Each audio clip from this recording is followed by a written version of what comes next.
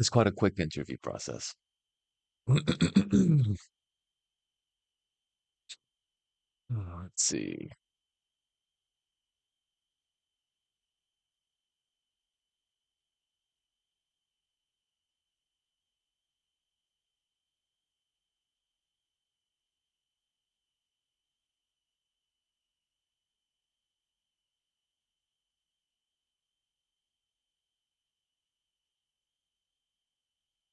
Hmm.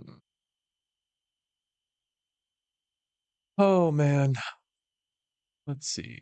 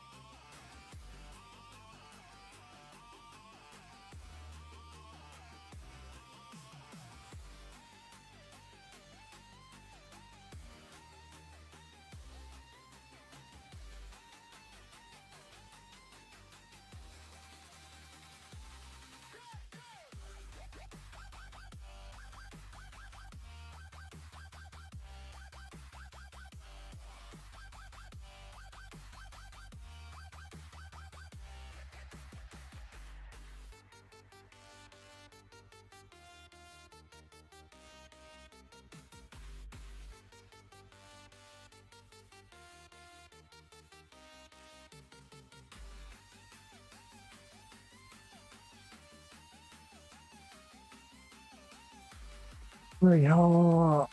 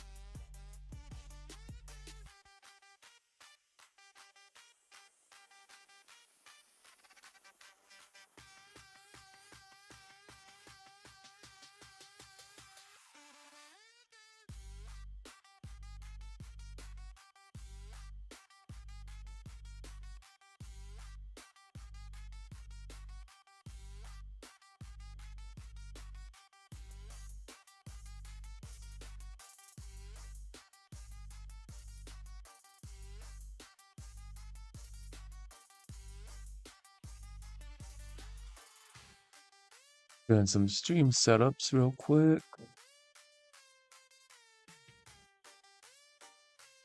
Gotta get all the details and the tags, descriptions, all that jazz. All right.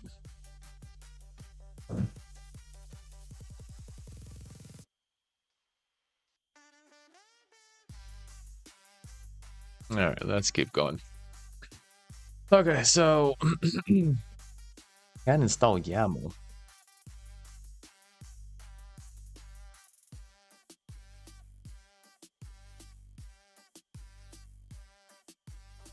Hey, thank you. Welcome back to you too, sir. So I'm stuck on YAML.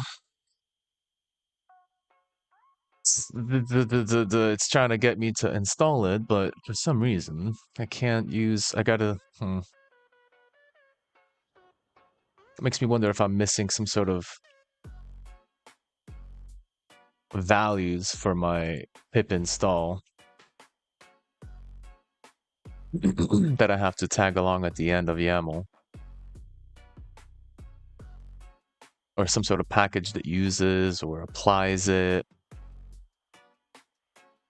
Come on, Stack Overflow. I know I have bots running on here, but you don't have to be that skeptical. PyYAML. That's what I'm missing. There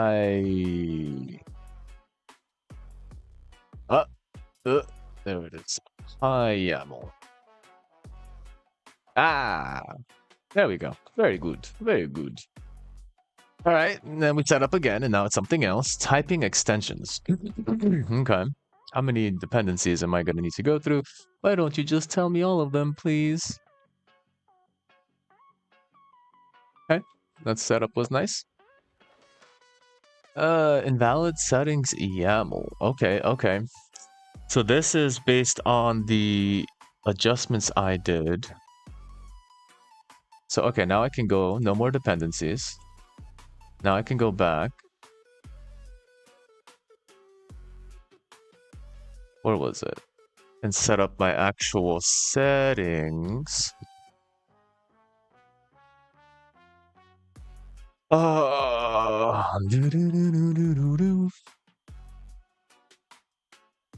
where is it searching? Okay, so it's actually searching in the SearXNG. So I'm just gonna copy my, what was it? Where did I stack them in? It was bin. Was it bin? Or etc? I think it was etc, SearXNG, settings. There we go, settings.yaml. And I'm gonna copy that to my home directory, SearXNG. That's where it's looking for it, right? SearXNG and then another. Oh.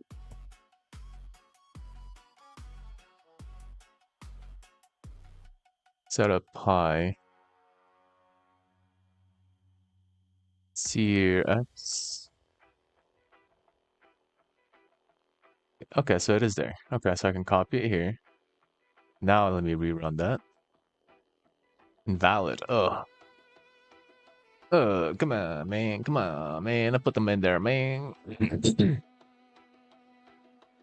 Okay, so let me cat the defaults.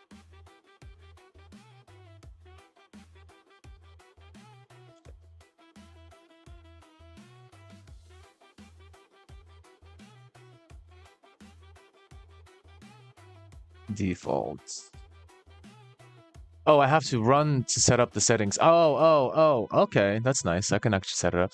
I won't be surprised if you boot up a Docker container at this point. I know. I mean, I kind of tried earlier to do Docker on Mac, but that's a little bit more of a headache too. So it's like Mac, I'd rather do it on the system basis. But that's how I set it up on my other devices, on my Windows device. I just put a Docker and then let an auto script do it, right? That's not fun, is it? You don't learn anything, right? Right? It's all about learning here, right, guys? Right?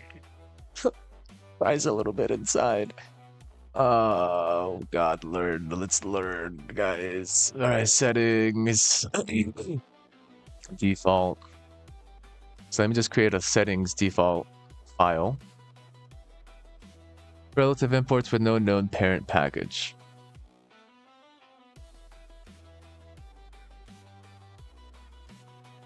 You're tempting me with this Docker. You are tempting me with the Docker. Oh, okay. Why?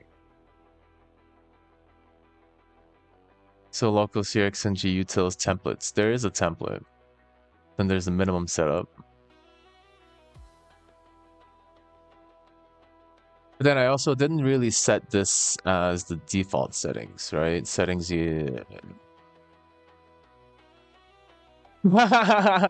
Welcome, yes, as a Gen 2 user.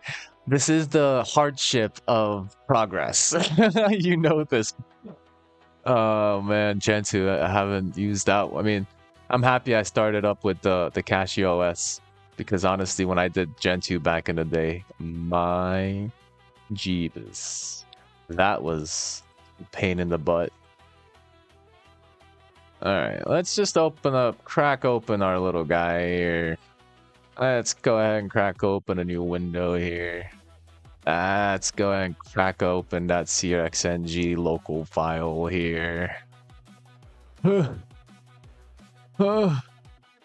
Hyperventilates out of stress and pain. Open folder. Okay. Oh, look, it's invisible. Thanks, Mac, for hiding all my files. Oh, wait, no, it's right here. All right, let's open that up. Oh. Usa. Breathe. Breathe. Where is it at? Settings, WAML. Settings, WAML. Oh, there's nothing in here. I thought I set it up. I guess I didn't. Or at least it makes sense that I didn't. Because I didn't actually do anything other than the minimum.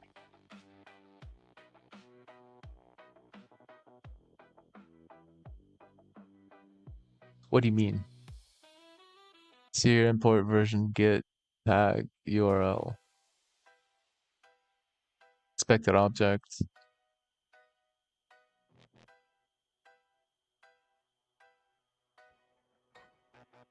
Apply schema. Okay, so it's actually running the Python on its own to apply the schema, but no parent package.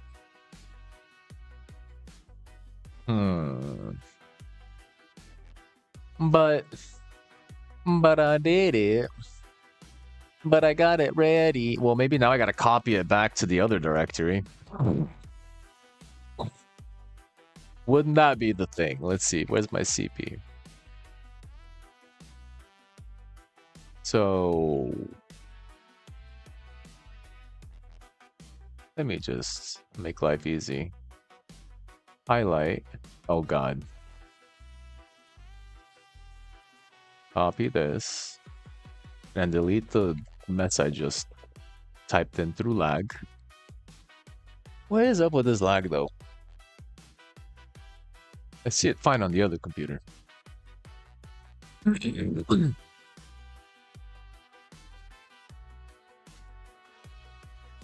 settings.yaml.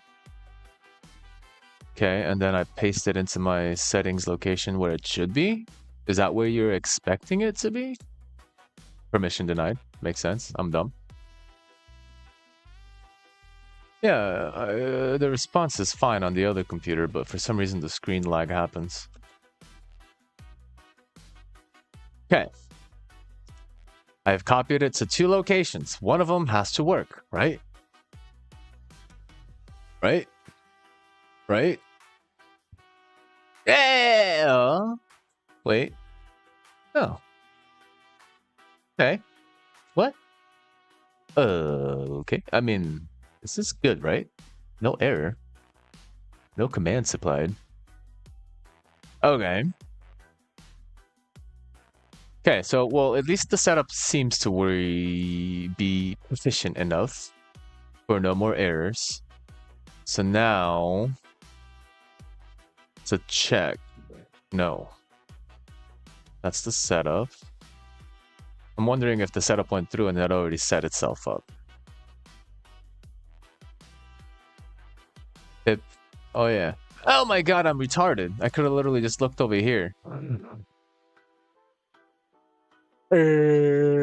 Guys, there was a whole set of instructions I just decided to overcome in Google. You know, sometimes you just have to look up. Gamers never look up, right? No. No. No. No. Okay. Babel, Python, Ubuntu, Dave. I mean, okay, wait, no, I'm in Ubuntu right now. Hold on. That's the thing. It took me to the Mac install.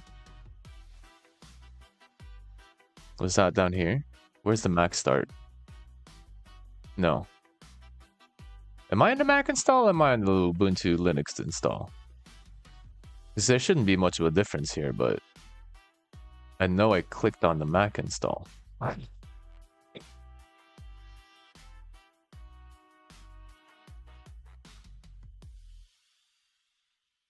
Okay, well, let's do the first command, enabling debug. Oh, well, hold on. Let's just do this. Wait, where's the starting? Sudo SearXNG. But it's not installed, though, is it? Oh, I don't know yet. Oh, no, it's no user. Okay, let me... Ah, true, there's this. Me reading the ARC wiki for the first time even. Never after an ARC vet says the holy RTFM words. Read the fucking manual. Yup. Did you read the manual? Did you use the man pages?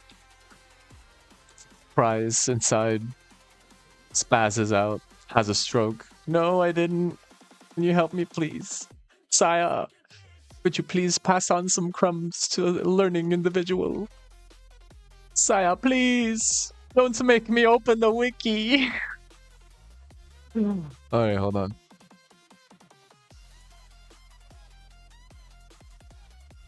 Great. Great. Alright. Oh, sudo SearXNG sudo h Alright, let me see this file. I'm going to the file. Forget it. Forget the wiki. I'm just gonna read the file itself. I'm gonna figure out how it's installing, and I will make it my own. I don't care anymore. Where is it? Where is it? Where are you? Where's install? That's the setup.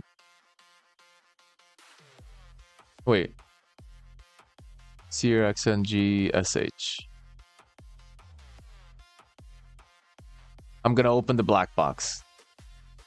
Get your pentagrams ready, guys. Where is it though? Where is the where be? Security setup. Oh, it's in utils. I'm tired. Okay, utils. Get settings. Okay. There you are. And we read. This is my wiki. This is my wiki of choice. All right. All right. Let's see. Okay, so you got a new name talking about the search URL.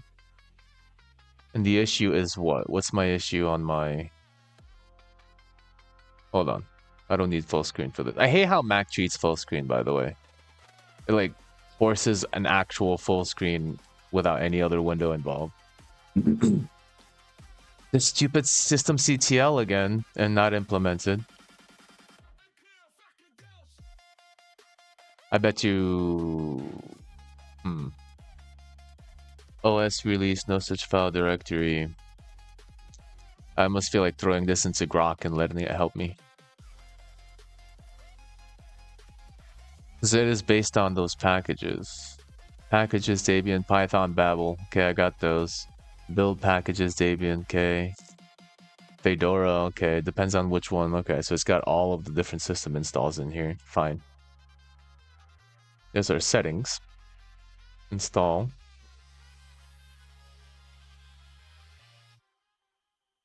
If I go to... Forget, what is this agent doing here? I don't want you. I'm going to go to like Grok or something if I want an agent. System CTL.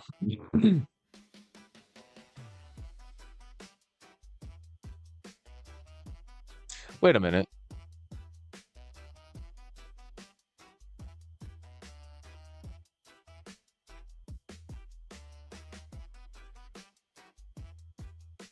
Why are we using system CTL on a Mac?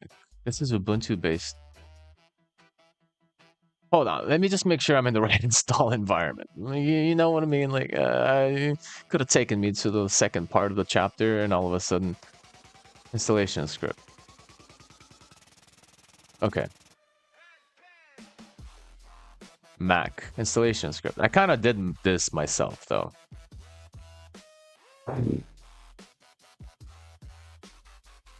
Oh, look. It's a container. A beautiful, beautiful container. Should I just go to the path of Docker again? Not yet. Hold on. Not yet. Don't tempt me with a bad time. Step-by-step installation.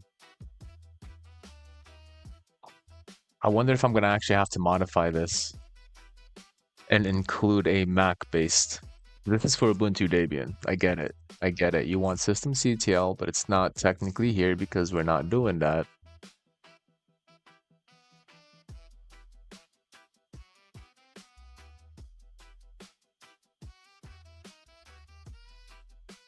Hold on. Control find Mac. Tell me you got a Mac. Nope. There's nothing about Mac in here. OS X? Nope. No OS X in here either.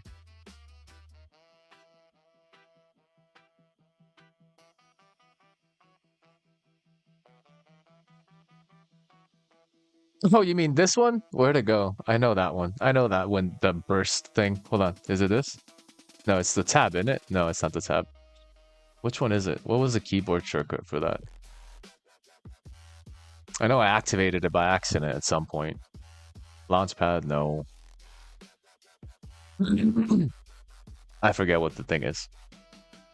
Some cards on the floor, I know. It's like, oh yeah, that's useful. I can see everything from a bird's eye view. Where is what? I mean, they try to be fancy with it, just like, what was it, Composite back in the day of Linux, early days? Barrel.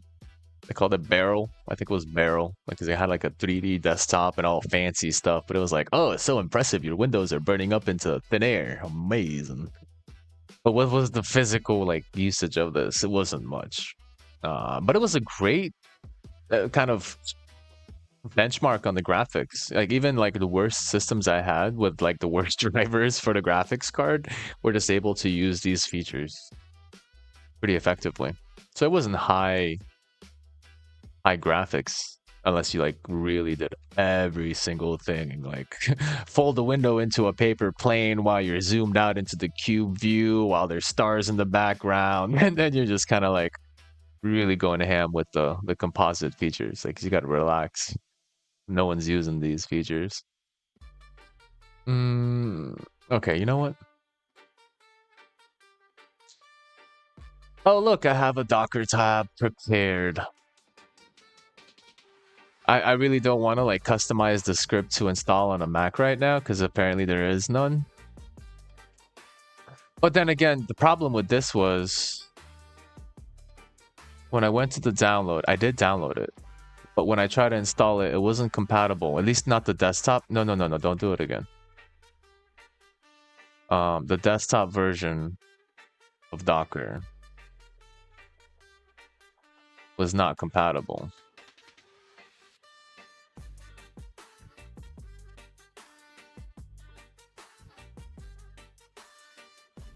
So I have Docker right here, but when I try to install it, Finder, where'd you go?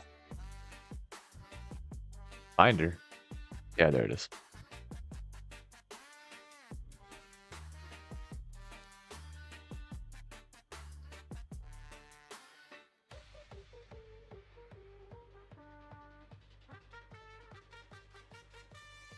It gave me a little like X on it.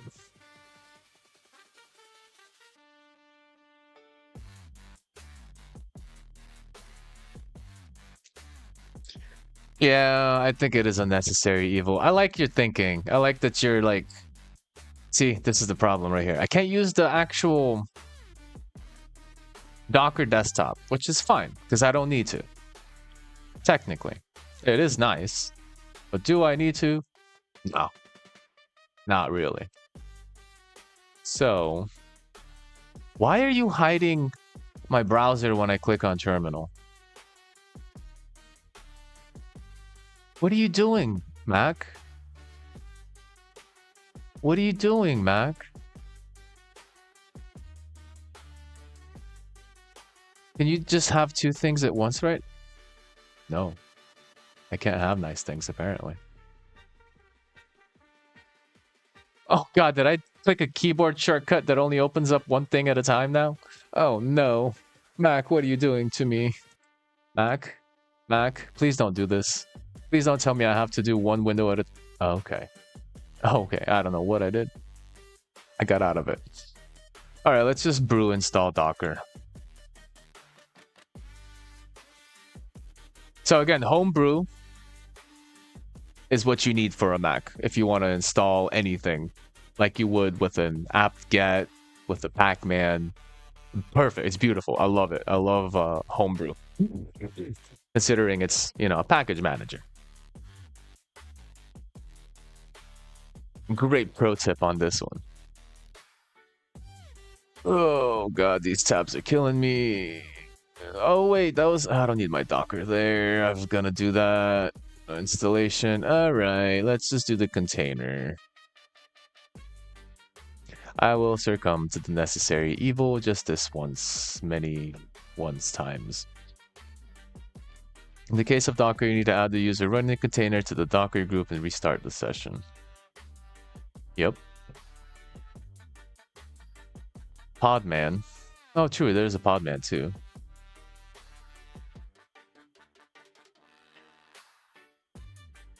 So I have those directories. Do I have the core config already in there?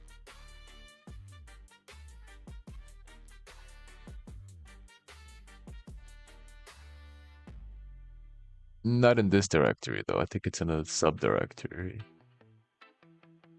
Babel configure. YAML.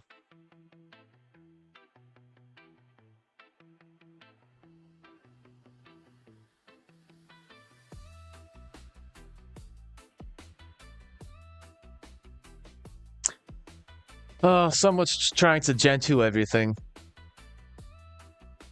I was trying to go Arch Linux on this SearXNG's butt, but at this point, it doesn't even make sense to have to modify a whole install script for a Mac OS. Then that'd be cool if I do that one day, set it up, and then just release that as a possible use case scenario for others. But I'm just not feeling it right now. Create environment, core config. Oh wait, it's a directory.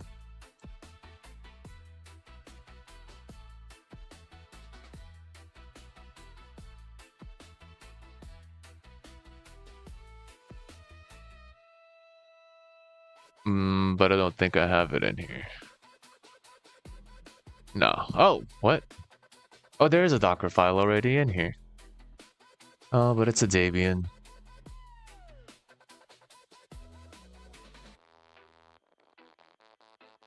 Okay, well. May or not work. May or may not work. Not sure yet.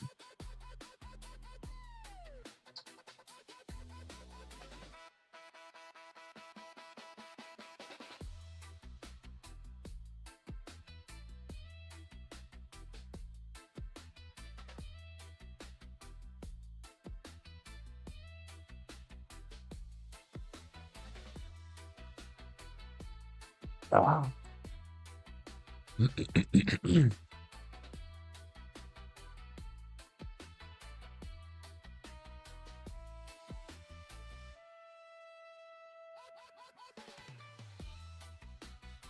Oh, look, we're compiling Docker from scratch. I think I mentioned this in the previous live, but anything you do, anything you want to install through Brew is going to automatically just compile and CMake everything and be like, oh, you want this new application? Give me like 30 minutes to compile it for your processor. Give me a second, right? Just wait a minute. It's like, there's nothing pre-compiled for a Mac. Keeping that in mind. Okay, so we're literally compiling it for our local operating system and processor. Perfect.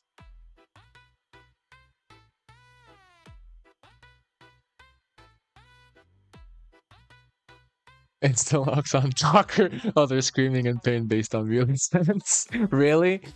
Instalock. Auto-lock. Make your own home server. Or eat a hollow chip? What's a hollow chip?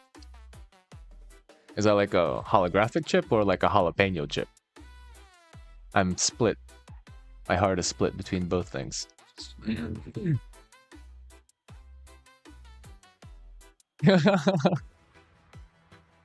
Oh, let's compile from scratch. Okay, so after that's done, you gotta make directory, curl the Docker container. I can actually do this right now. Hold on. While it's doing its compiling.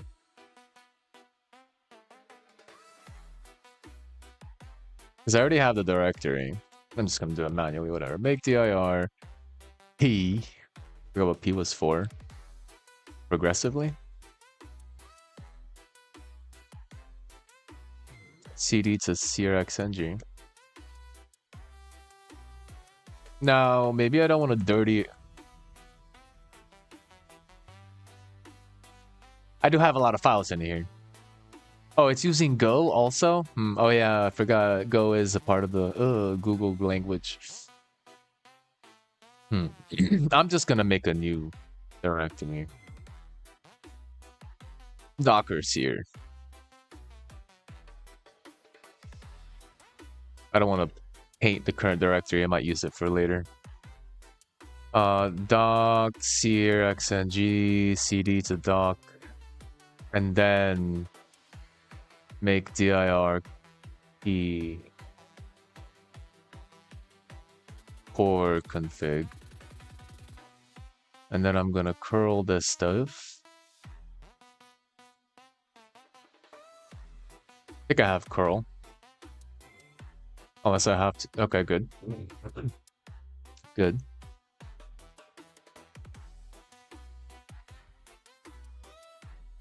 Docker compose YAML. What's inside of core config? Nothing. Wasn't I supposed to get two things? Docker, YAML, and then the example. Pepper chip. That burns your mouth so bad you would rather withstand a death penalty. Dude, I want that chip, to be honest. Cheers. The water boys, you had a bunch of water boys carrying water to the real terminal keyboard warriors. I do really like spicy. If that's actually like, I'm a person that literally will eat wasabi. Or like a straight up jalapeno.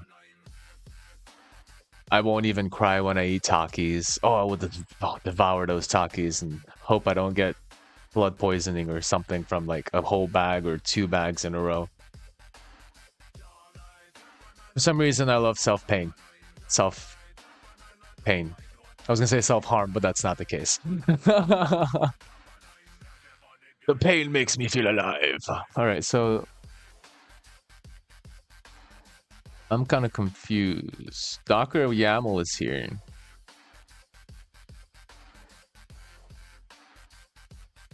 But my sample config is not here. So maybe I gotta run it differently.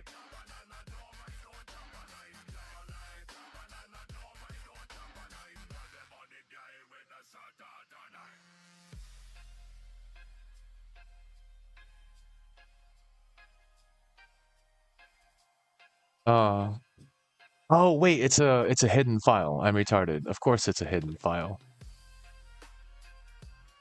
There it is. There it is. It is here. Okay. Hey, Docker's going.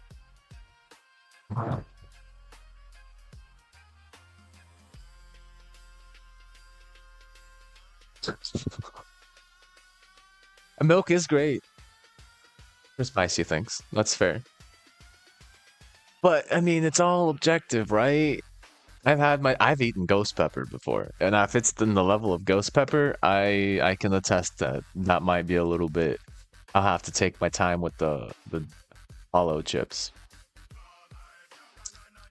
Ghost peppers are insane. Okay, so copy the environmental file and edit as needed. I just do it manually by the time I copy everything.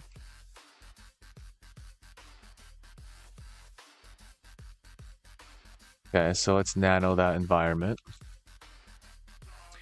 Okay, there's the port, host, version, latest.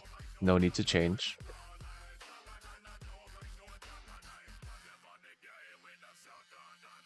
Oh, wait, no. What are you doing?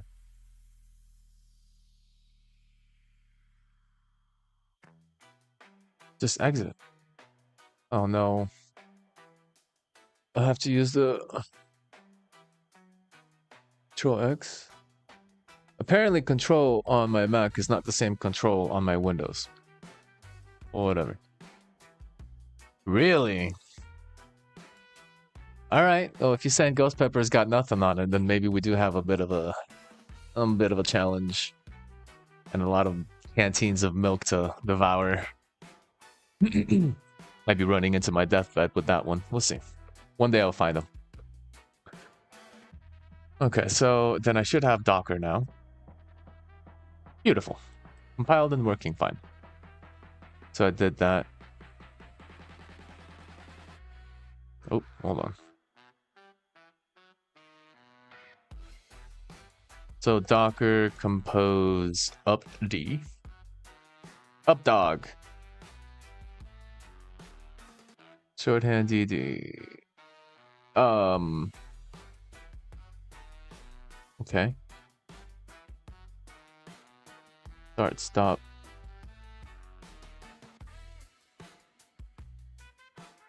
Wait a minute. Do I have to also brew Docker compose?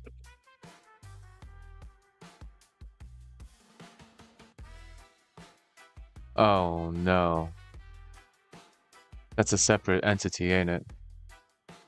Okay. Another compilation on order. We'll get through this with enough patience and virtue.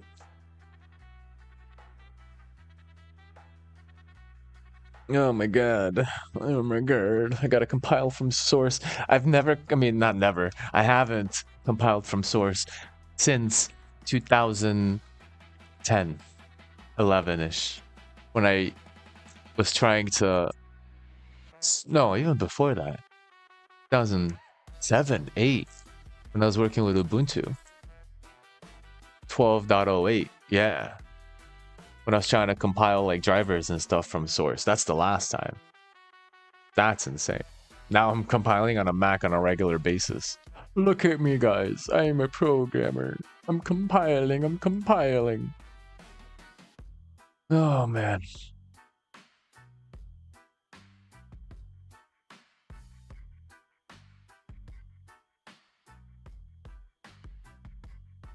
Okay, so I've got, okay, this is, I already have this. I already have this. I already have this. I already have this. Where's my settings? Where's my settings? Okay, I'm just gonna control all. Go into Docker Sear. Go to core settings. Is that what I wanted it to be? Setting core config settings. Yeah, okay, settings.yaml.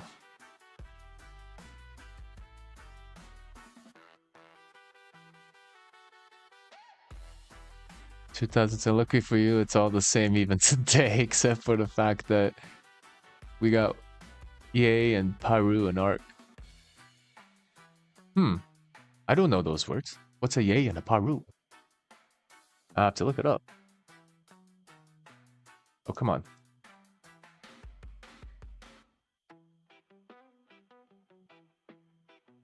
Okay. Put all my settings in here. Cool. What's a Arc EA? Arch. Sorry, Arch Linux. You get it. Yet another yogurt? Huh? Huh? An AUR helper written in Go. Oh no, it's Go again. Google's taking over on this basis too. What's Yay? Does it help with compiling? Shell, Go. Oh no, I don't want to do that. Hold on. Oh, it's just an image. Okay. Advanced okay, dependency solving. Oh, that's just have to tell me that part. Holy crap, really? Advanced. Boss battle for dependencies.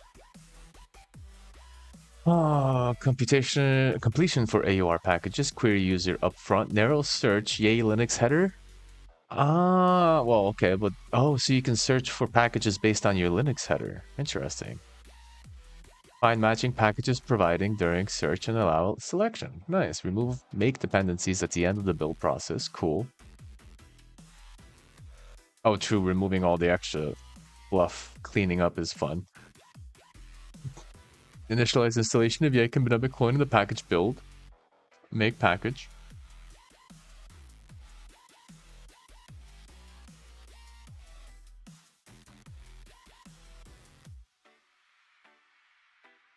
Yeah, that's fair. Saves time. I can see it already just based on the dependency hell.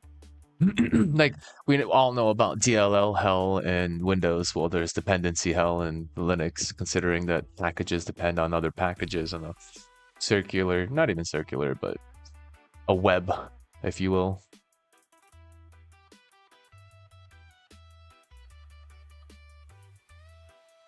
We're using sudo. You can switch that out for a different privilege escalation tool. There.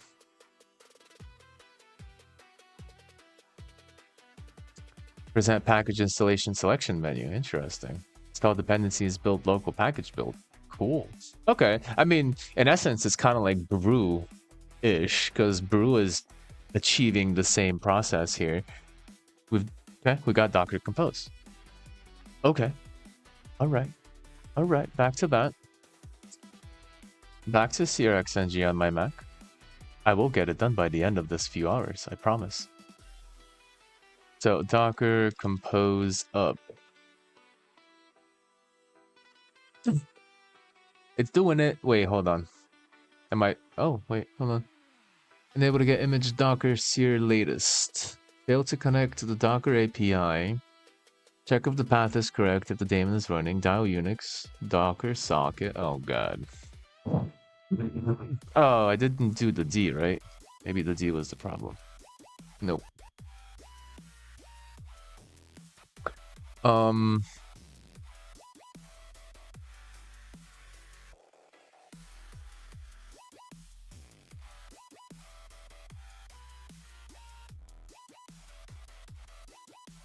doing something wrong.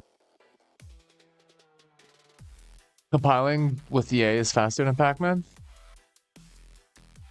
Didn't know that. That's fair. It's interesting. Because I figured Pac-Man kind of works with the lack of, or the no compiling necessity situation. You just pull the pre-compiled version directly. Okay.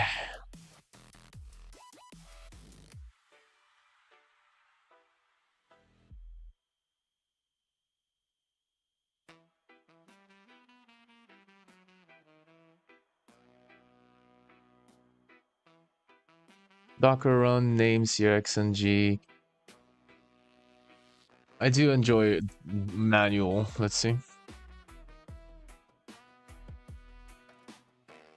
But I don't even have the image on here, so I'm not sure what it's running.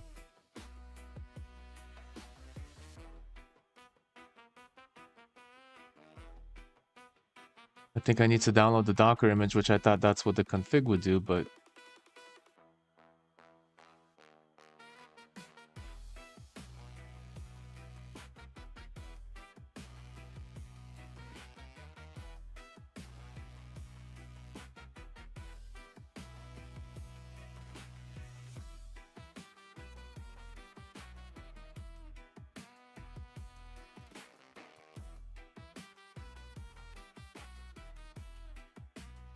But then the Docker IO is going to connect, so I think that's going to be the key. I think I can actually do this. Hold on. So v is version config. This is going to be our core config.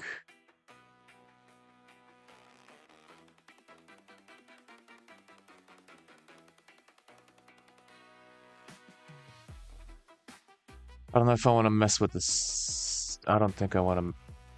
Hold on. Let me just finalize.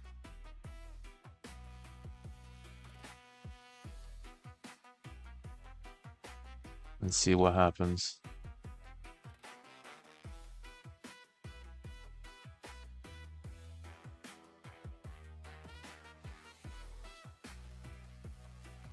Still having that issue. It can't connect to the API. Is it my settings? Is it my environment? My Docker Compose might be the problem. Okay.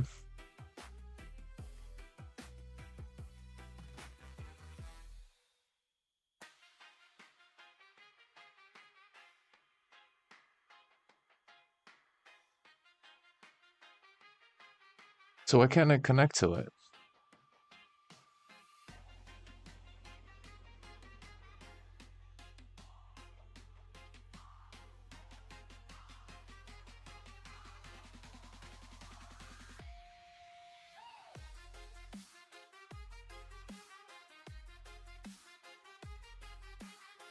Unknown host. Docker IO?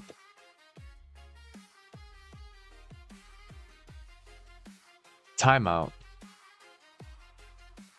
Am I running something that's firewalling? Oh, I can't do it from here. Control Z, darn it.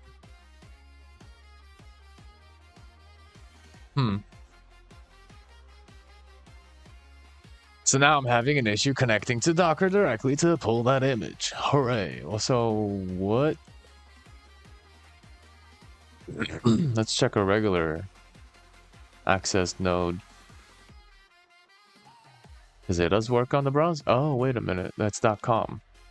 IO is the gateway for the backend, ain't it? Okay. So then we won't access backend, but that's the problem. It's probably not giving me access to a ping value because it's trying to keep the network under control so there's no pings and extra traffic that's unnecessary.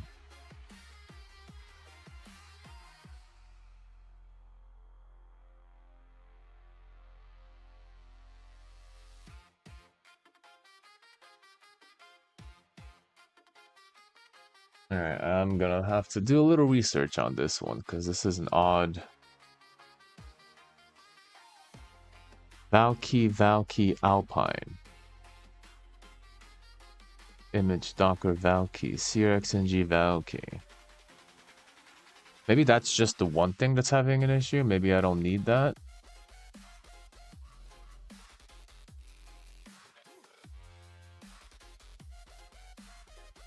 No, yeah, I think it's yeah, it could have been a faulty, but if you do I think if you do the IO gateway for Docker, it's just a HT access prevention system where you can block pings. You can basically deny them access for a response.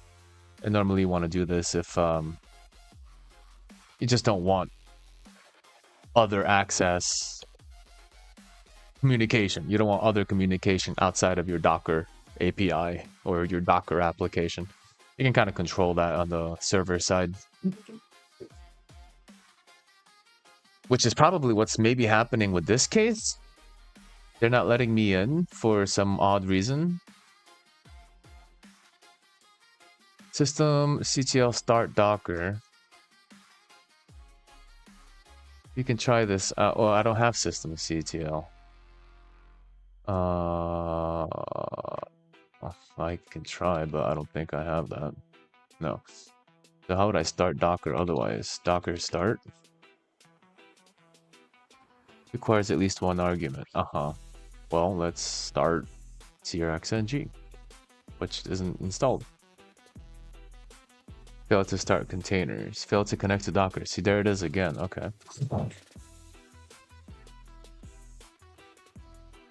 Running first command failed to start. Oh, hold on. Service is masked. So how to run that service unmask Docker system unmask start docker.service sudo service Docker starting Docker was the fix for me. Sudo service Docker start. Okay. Oh, maybe I do have to. Well, okay. Sudo, right? Maybe Docker. Hold on. Maybe I do need to work it through a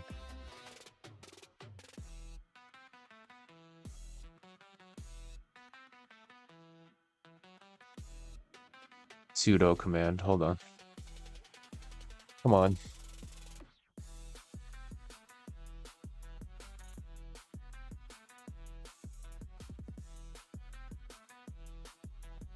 That makes sense though. You need some sort of root level authentication, but still unable to get Docker image, failed to connect to API.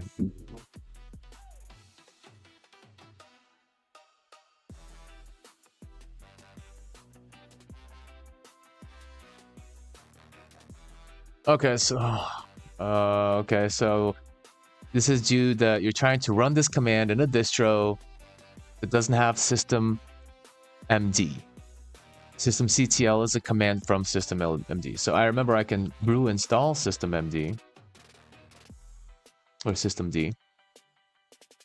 Just gotta install another thing. We gotta compile it. Linux stonks go up. I know, system D, right?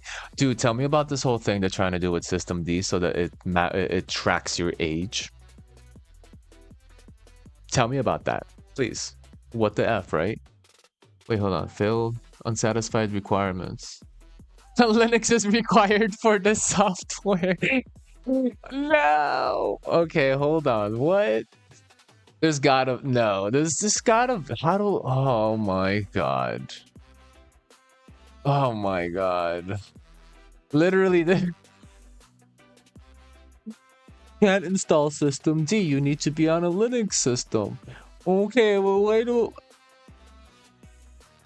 QQQ my A off. Like, how do people install Docker? All right, okay, Grok, help me, Grok. No, that's not it. Help. I'm finally succumbing to the AI. Please help.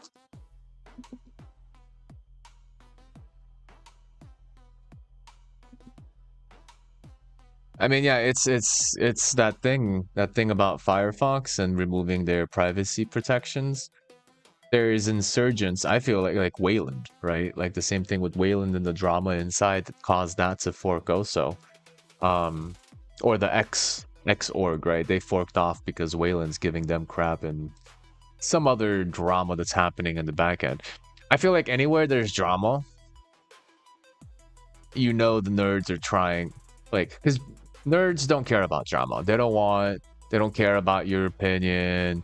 They do the thing. They love to do it. They make open source. But then these business people, these fraternity kids, these high school prom kings and queens come in with their drama, and then you can realize, okay, great. And then you start realizing, wait a minute, it's not about nerds anymore if there's drama. freedom of their abilities to do what they need to do has been nullified by literally... I'm disconnected again on my thing. My wireless is overburdened. Not everything's using my wireless though. Come on, guys. I need a better router. At least my actual connection. Good thing I decided to like plug in this stream into direct connect versus wireless. That would have destroyed my network completely. Come on, reset yourself. Get in there.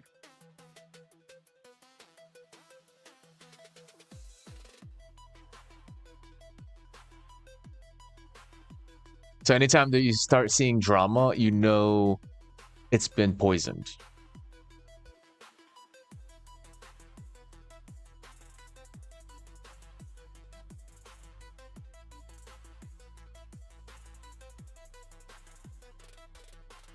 Devon was Docker? That's interesting. Oy vey, come on now.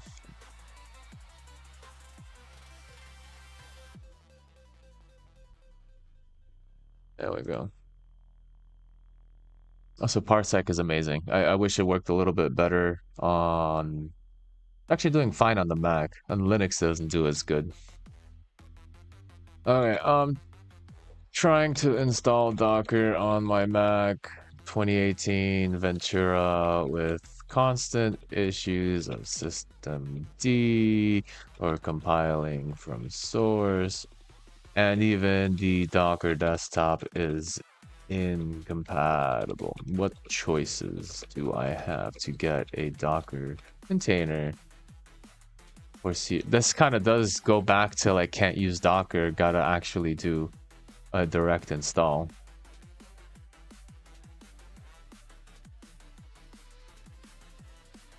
Podman container. Okay, Podman. Rancher desktop. Ollama. SearXNG Docker container.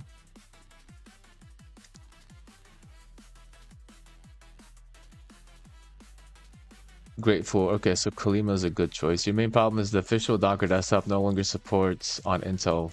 Best choice, Ollama free lightweight recommended. Ollama runs a tiny Linux VM under the hood via Ollama and gives you fully compatible Docker. Okay. Works perfectly on Intel. Oh. Oh, okay, so all I gotta do... Okay, all I gotta do is... Okay. Alright, so I already have Docker and everything, so... Oh, so it's kind of like a side...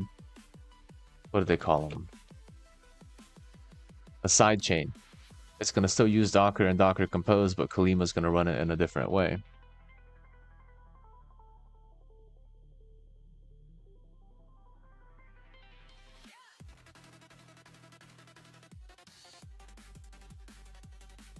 Devuan, Artix, and Ageless are Debian, Arc, and Ubuntu, but without the systemd. Okay.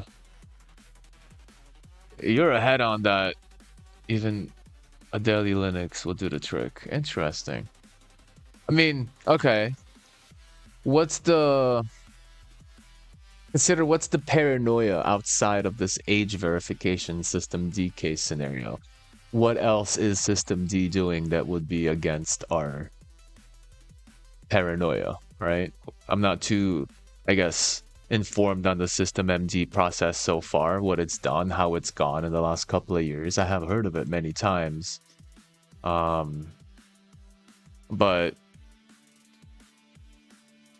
you know, what else other than this new input of the age verification would cause systemd to be so repugnant, if you will?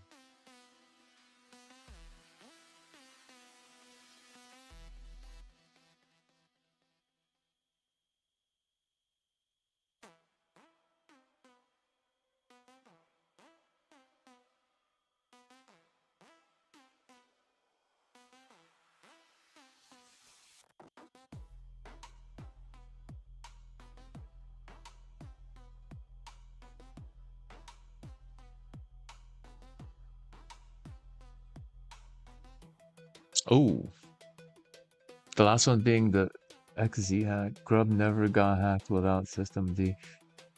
Interesting.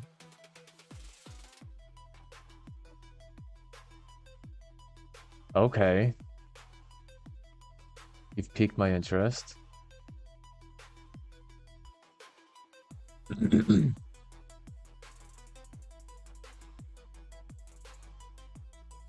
10 years later, historical technical system, complete utter unmitigated success.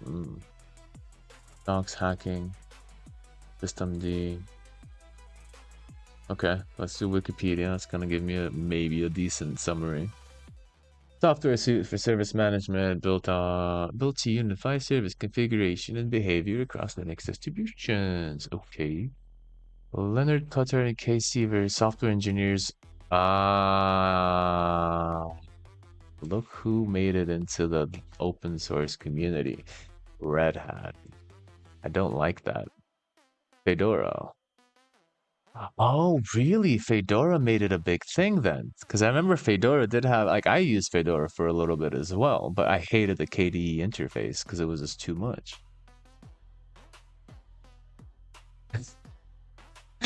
Imagine making a remote access Trojan your daily bootloader. A rat as my startup item in services. Perfect. Just in case I need someone else to use my computer on a regular basis. That probably, honestly, could link to a lot of like botnets that are constantly hunting down machines online. And with, oh my god, and with AI being able to like exploit stuff now, we probably have even Linux machines being used on the botnet without them even knowing they're being used for one. That's an interesting output. Just because they're using systemd to basically, like you said, has a, whatchamacallit, a rat capability. That's a very proper acronym for this, right? It's a rat, you know?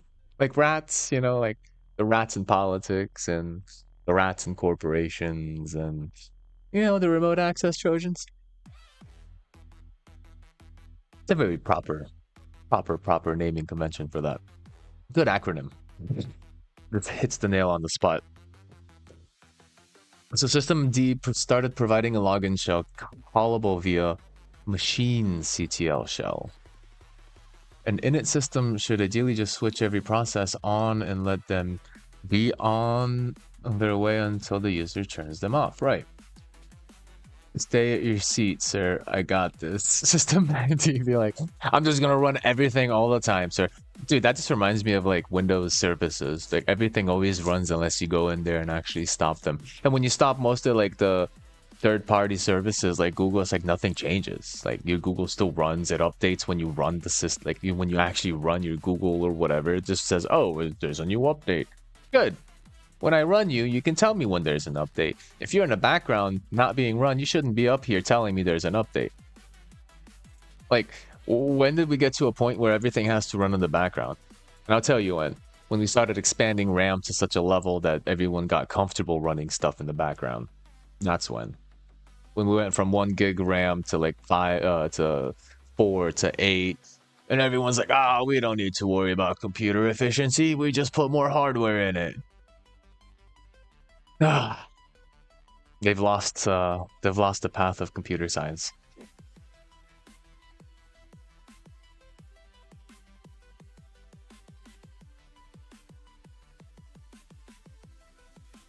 Now restart at login. To start Kalina now and restart at login. Kalina start. Let's see. Back to our Kalina. Oh wait, that's Grok over here. That's all I need. But I have to probably reset my terminal. That's fine. Or maybe even log out. I don't want to do that, but whatever.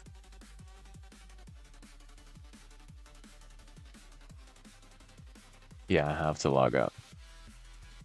Ramageddon event. I think we need to get back to the good old grub. Yep. Grub is nice. Grub is so peaceful. Okay, so I think I actually do need to log out to get this done. I don't think, outside of me having 50,000 tabs open, I think I'll be alright. Let's do a restart. I think it's about time for a restart anyway.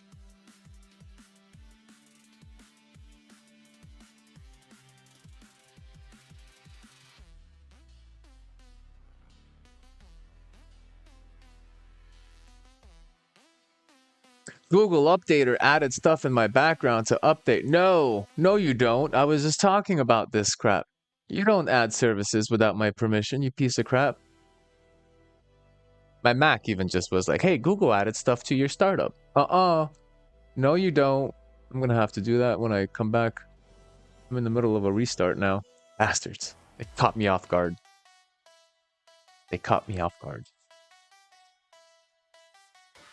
Alright, well, let me see where my logic is failing. Looking at my little script here.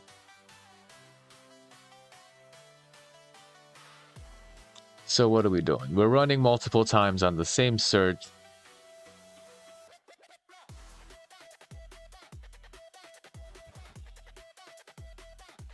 This is run 3, run 2, run 1, 0. This was the weather? Oh, the silver price. Okay, to find the silver price, I should search the internet for the latest topic. Search internet query. Parse. Okay. So it does a proper response. Action. Input. So thought, action, input. It's formulating the process well. Wait a minute. What am I running, actually? What script am I running? Am I running the updated one? No, oh, that's why I was doing from the beginning, is trying to get my Python to access search. I have already a working, like I can literally just access it through my other Docker machine, right? In fact, I might as well do that considering how much of a headache it's turning out on the Mac. I'm still gonna install it there. I just don't feel like dealing with all of it because my original task was right here. I'm kind of going, my ADD is just like traveling across the world, like, ooh, Python, ooh, AI models, ooh, I need a search, ooh, I can't use because of Cloudflare, ooh, SearXNG, ooh, Mac, ooh, System D. That has literally been my process this morning. All right. Silver price for today.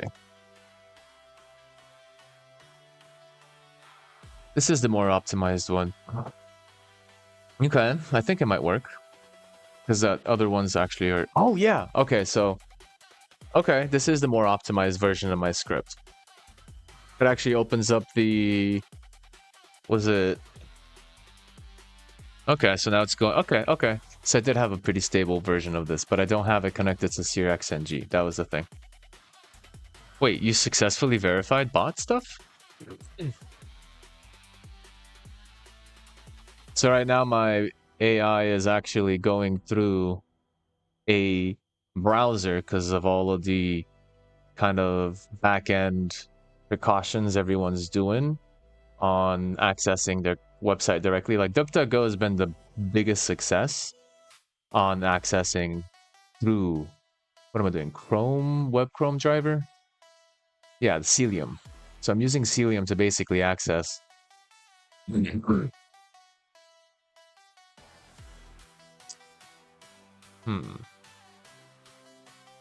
Available websites perform security verification with required JavaScript and cookies. Oh, it's still not working. So that's why I need to update this. I need to update this to my SearXNG so I can get out of that. All right, so where's my search?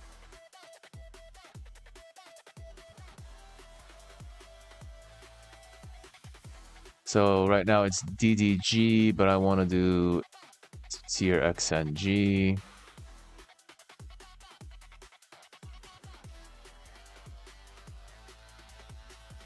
Let me do this here.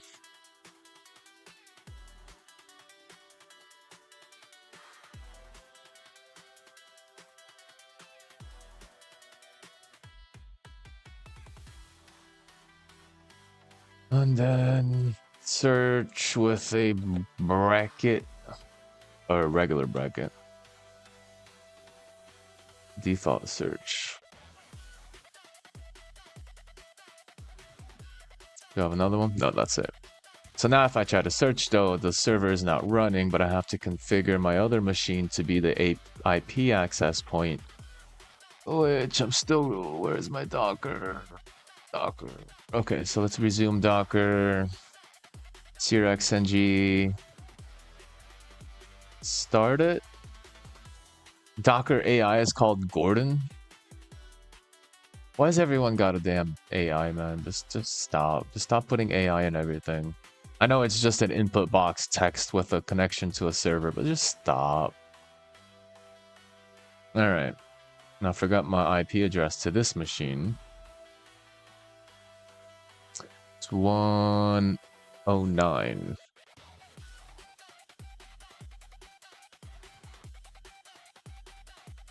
And I'm pretty sure, let me check.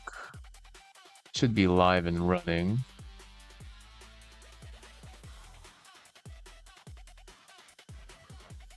Oh, no, bad.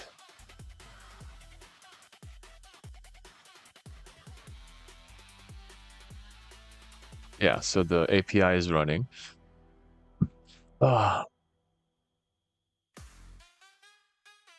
And I should just be able to do what? Q? Oh, sir/search question mark Q equals test. Right? Yeah, okay, cool. So that's set up. So my server should be accessible on my other SearXNG setup, which is a Docker container on a silly Windows. It is what it is. It's what I have right now.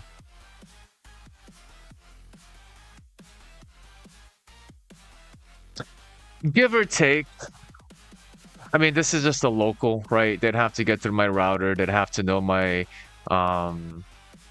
public IP. They'd have to get through my firewalls. They'd have to get through my IP table blocking. There's a lot of things, but this is just a local IP. It's nothing crazy.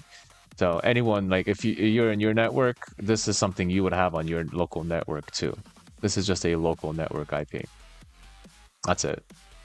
If they, like, the worst case scenario nowadays is if like you have a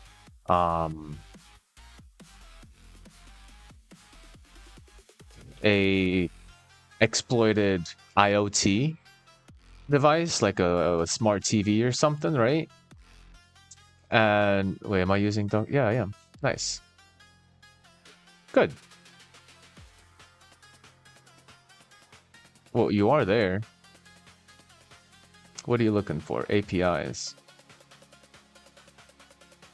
Interesting. This is a different flow from before, with some symbols unavailable.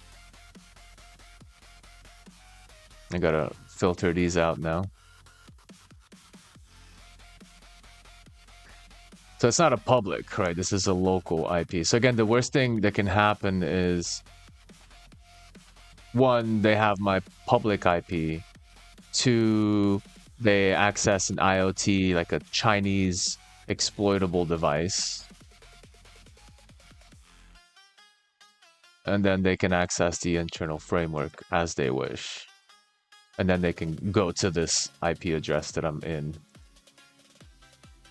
And then even after that, okay, hold on.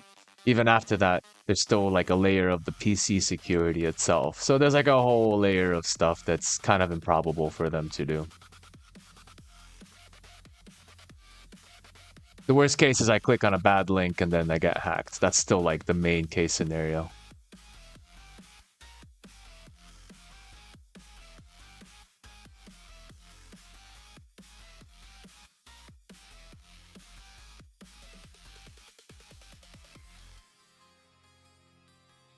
No, copy this. Search this. Oh.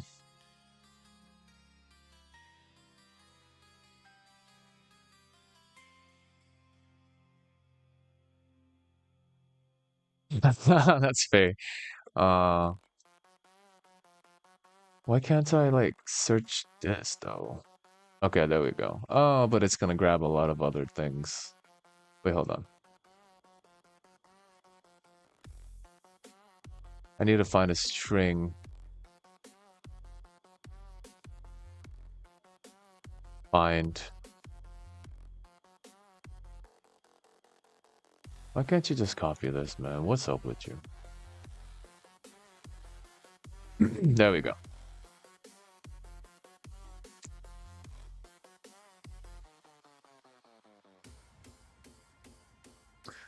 I need to do comma, then 0x. There we go. A nice clean. Oh wait, no, not just that, right?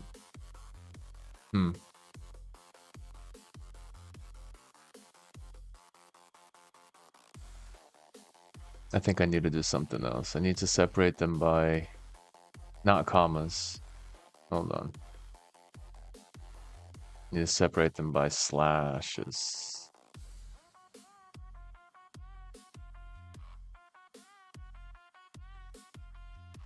Okay, no, I need to replace the 0x in front of all of these.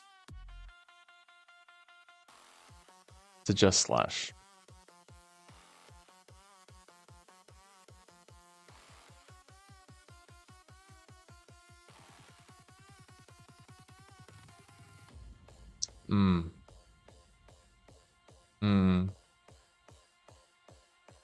What? Okay, no, that's fine. There we go. Filter out the escape characters and let's try again.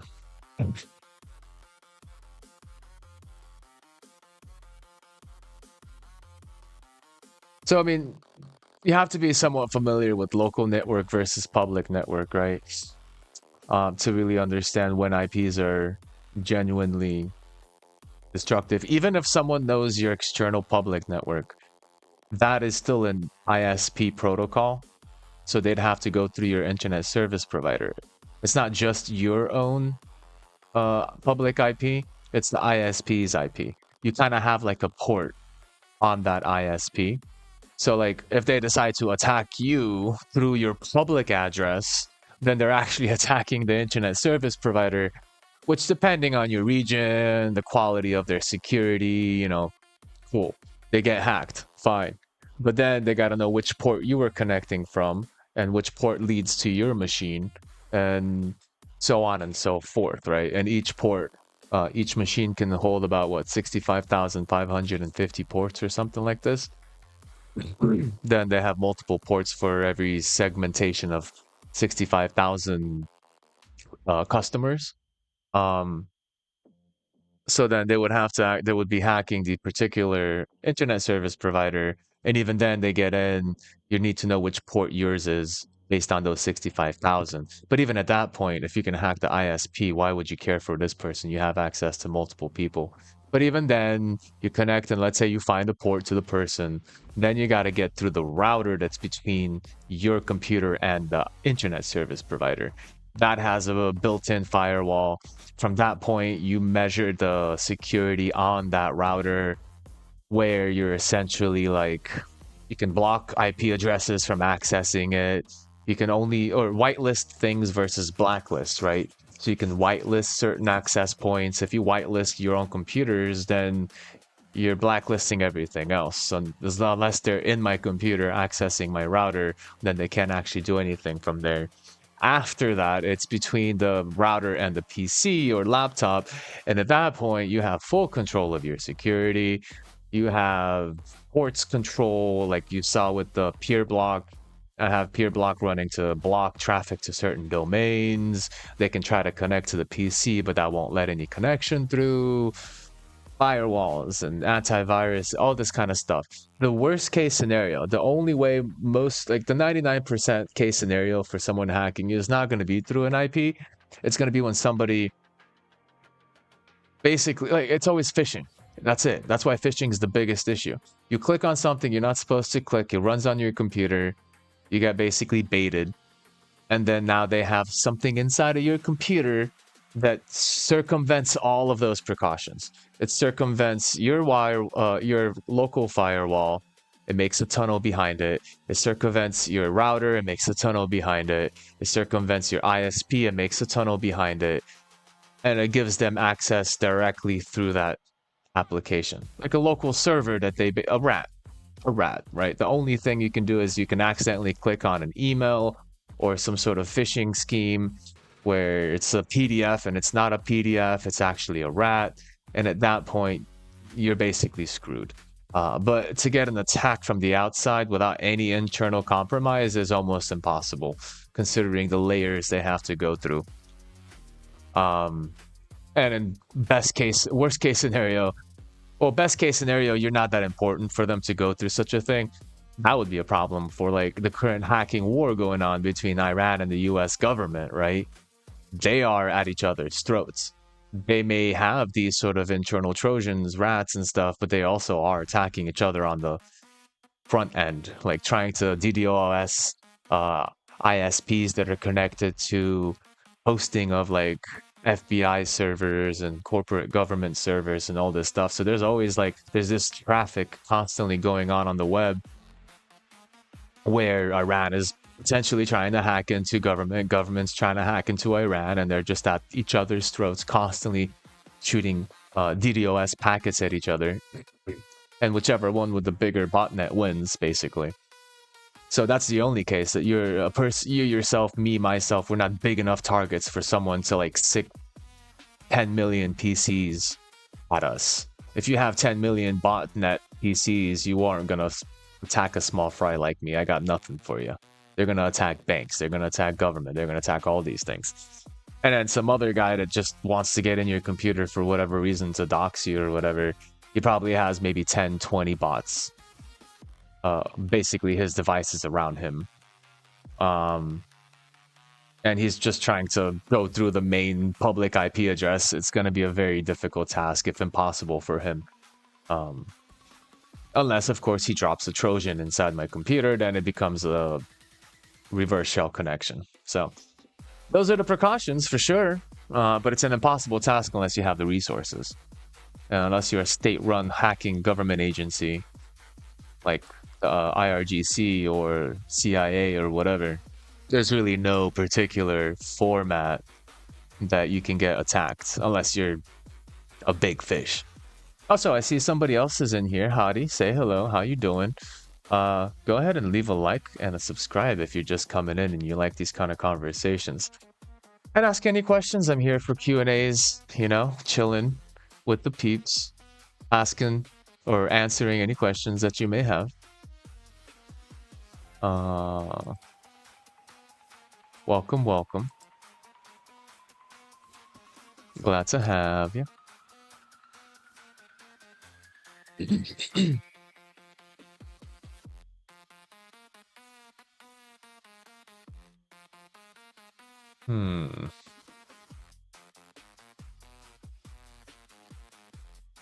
My ISP provider would sell my info for anybody. That's what brought me to Linux in the first place. I mean, yeah, but they'll sell it to like corporate entities. But eventually your info does get leaked anyway, right? It's not even that your ISP is selling it. They're supposed to hold it private, but only sell it to legitimate business purposes. But then you have like the public database informations being hacked and all the information of everyone's gathered info being leaked. Like at this point, all our info is out there. They just need to like correlate everyone's usernames and passwords together in the correct method to really start getting into people's devices. Other than that, that's like terabytes of data, private data that's been basically constantly... I mean, how many hacks have we had, man? I remember I was researching a lot about like the recent... after the Chinese spy balloon, I'm gonna tell you, that Chinese spy balloon... 2023, after this little sucker decided to float around the US. Oh, it was a weather balloon. Sure. There were so many incidents. T-Mobile, Verizon, AT&T, a couple of months later, all like 50% went down. Oh, it was a solar flare. Okay, maybe. But then why weren't like Tesla cars affected? A solar flare is not going to be like, I hate T-Mobile, I hate Verizon, and I hate AT&T. I'm going to target them specifically. No, solar flares are huge outputs around a whole area effect. There were no transformers that busted. There were no phone towers that busted. There were no anything else that busted, right? And then after the AT&T stuff, there was the Boston friggin' hold on. AT&T, let's go by order. AT&T, Verizon, and T-Mobile down 50% solar flare. That's their excuse. This was 2024, or basically a year later after. Outage result to incorrect process during network expansion. See, and they backtraced. It's not a solar flare or a cyber attack, but I'm pretty sure that could have been a cyber attack. Because you can have a local mobile device like this, and everything we talked about as far as a network, everything in between the other person's computer and your computer, you're basically going between the tower, the mobile tower itself. So you're even bypassing the ISP at that point. You're going on the local area of that tower, and then you can connect to anything that's connected to that tower. Forget the ISP. So that little balloon carrying whatever sort of injectional systems, exploitable systems, and being that it's so high up, it can kind of circumvent the curve of the Earth. And if you have another, couple of balloons that are connected, you can completely circumvent the curve of the Earth and send signals in a chain. Then you can access mobile tower from mobile tower and just scan and implant wherever you can. Just implant some sleeper cells. And after that point, yeah, okay. AT&T. Oh no, not a solar or event or cyber attack. That was their official excuse. Some were saying cyber attack, so they have to they kind of go into, incorrect process. Okay, but why was Verizon down? AT&T was the most severely impacted. Verizon and T-Mobile networks are operating normally with some issues. They had maybe 30 or 40% of their network destroyed. The flares occurred while the sun was entering a peak activity, cycle 25. Speculation, but the timing was deemed a coincidence. I don't believe in coincidences. Not especially. So then after that point, the Boston ship hits bridge. That was insane. Absolutely bonkers.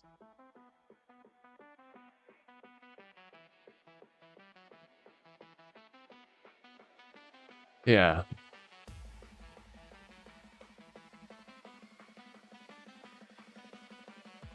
That's fair. Key on the MIA part. It's better to be MIA online than be completely visible, right? I'm inside a town that supports age verification laws. I'm sorry about that. Yikes, man. Linux outlaw. Literally chose to have Linux distro when my town just says if you use an OS, you need to verify. I agree. It's pretty messed up. So after this Chinese balloon, and then AT&T a year later, Verizon, those are the sleeper cells popping up. They take down the networks. You had people not able to use their phones, 911, anything. That would be an exploitable DDoS case scenario, where now you're overwhelming the networking on these devices to have access to a lower level during some sort of reboot or error process.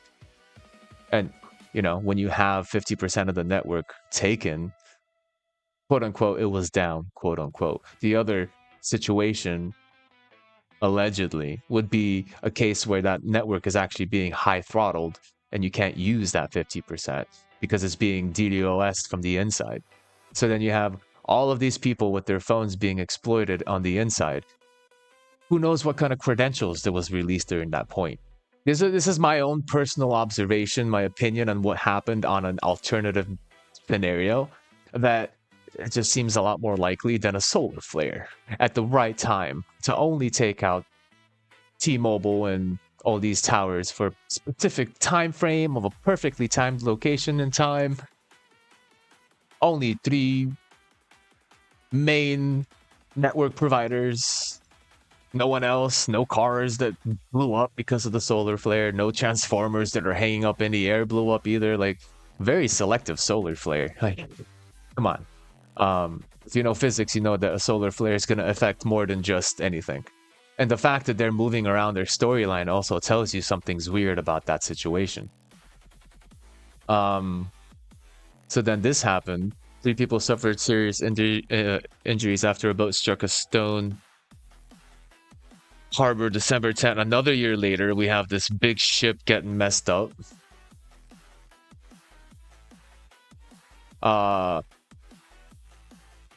If you've seen the video, it was insane. Like, you can just tell. You can just tell something had it. Something grabbed it. Something was in the way. It did not act normal. Here's kind of my observation. Oh no, this is the end of it? Yeah, that's the end of it. Why didn't I show the whole thing?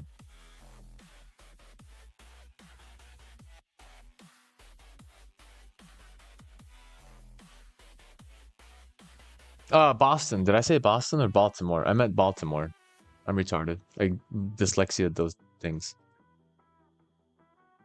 So they're showing the aftermath also. They're not they're not showing the whole part. Before this. They're literally cutting out the most important part. Over and over. Okay, you know why?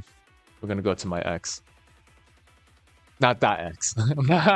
Not the old layers of pain drama and being used as a wallet X. The X.com X. So if I go to my user Baltimore. There it is. They're not showing the whole thing. Isn't it crazy? Good thing I have this online. So watch this. This is insane. All right, so it's a GIF. So I didn't have a picture of it before, but it starts like this. The lights are on. Everything's fine. Okay, cool. Lights turn off in the middle of this movement. Why would you want to turn off the lights? Well, because the whole system is down. Because they've locked the direction of the movement and they don't want to change that direction. Whoever's inside, they've turned off the server. They've overloaded it. So they're like aiming at this bridge. They've calculated the trajectory. And now at the point of it having a moment to steer out of the way, all the systems go down. And then they go on again. The lights are back on. Weird. And then it crashes. So something interfered in mid-float. Isn't that crazy that they're not showing this particular case? Look at that. All the lights turn off. You don't just have an issue with your engine and lights and system unless there was a software issue across the whole server. And nowadays, these ships are automated with these operating systems and whatnot in the middle. But imagine the whole ship just loses complete power. That isn't a power generator thing, because obviously the freaking movement is still happening, the engine's still going, and then it turns back on like nothing a few seconds later. That's a server restart. And for their case scenario, they need to have pretty effective servers for these situations where there's an issue. And that's why it actually turned down so quick, potentially. Maybe they're using Linux, I don't know. Because Windows will take a lot longer to start up, right? So just consider that factor in itself. And then they didn't have another chance to really move out of the way. Now, when the server is active, though, because when the server is not active, the lights are off, you can't change course. Everything's turned off. Now it's on, and it's actually still going, like, it changes from being a churn to now going straight. This was that moment where the actual, like, control was back in the hands of whoever's on the other side of that connection. And there was no hiccup. They even tried, you can see a slight move to the left before the hit. Like, there was a slight move to the left until it actually made the hit. They were too late at that point. Turns off, turns on, there's a slight move to the left, and there it was too late by that point. So, conspiracy, sure. I don't know, man. I'm observing the concept as possible. And these are like the surrounding values, right? So this was April 1st, 2024. This was March 26, 2024. This was the activity at that time on the net. Yeah. On every single catastrophe, there is always a funny part. The funny part of this. It's a funny part. It's not a funny part. It's just, it's like a, haha, ha ha ha. It's like that kind of funny, not a, you know, joke funny. That's like, damn, dude. There will always be some guy on Twitter saying it was just, I mean, that's the whole idea. Nowadays, especially with all the chaos on the net, like, it's just with AI and everything. Dang, what's going on over here?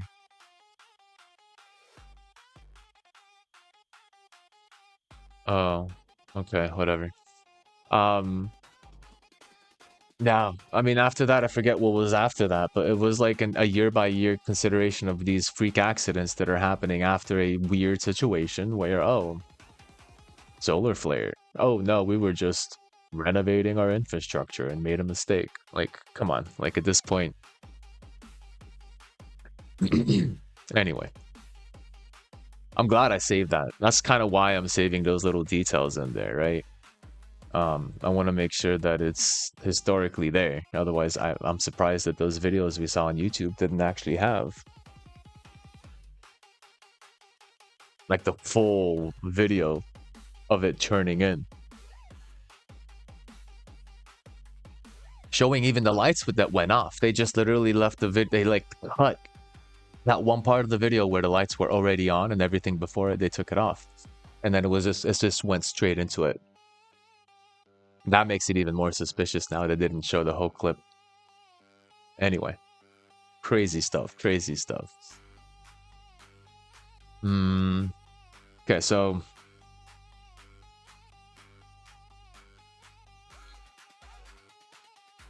let's see if I can get this happening again. So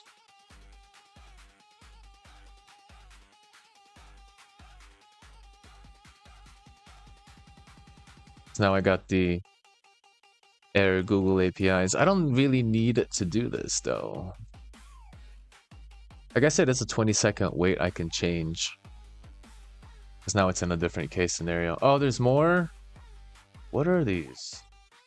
Did I not add them to the list of things to escape? I did. Apparently ineffectively. Maybe I was tripping.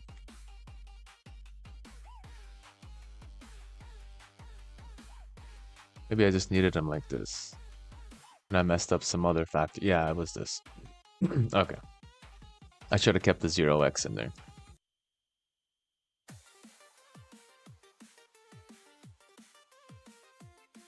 Okay. Running it again.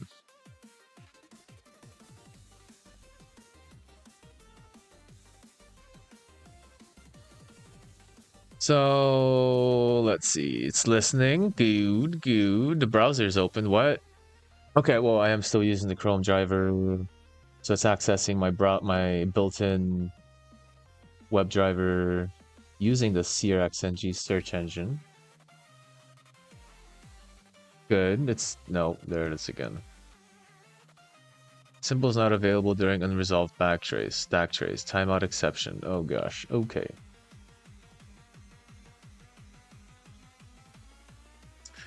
All right.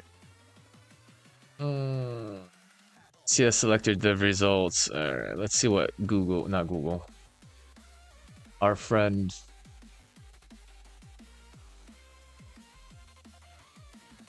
Grok says.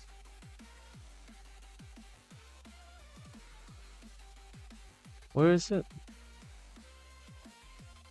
Yeah, I'll need a new tab.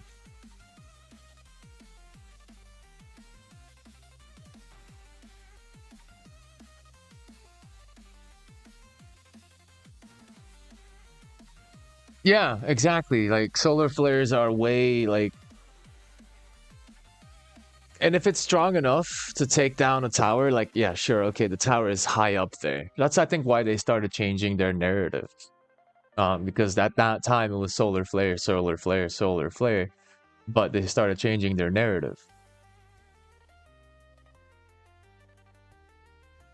And because they realized that the solar flare narrative was highly flawed on the physics level, the basic physics level. But this is what happens when you have people that are uneducated trying to make excuses for situations that wouldn't actually hold up to science. Issue parsing web using web Chrome driver and SearXNG.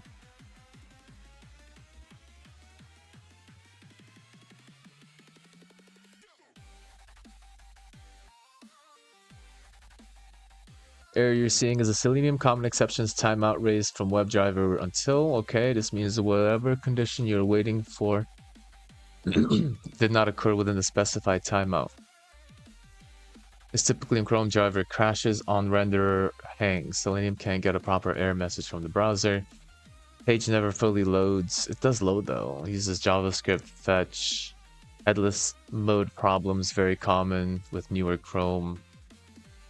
Broken. Do I have a headless old? New headless or default headless can cause render timeouts or blank pages. I don't think I have a headless. Headless true. Non-headless. I mean, technically it's not headless because it's still opening, so what's the deal? Why am I running into a headless issue? Yeah, how to download more RAM. I'll make graphics better, please. Free. Gotta put in that free in there.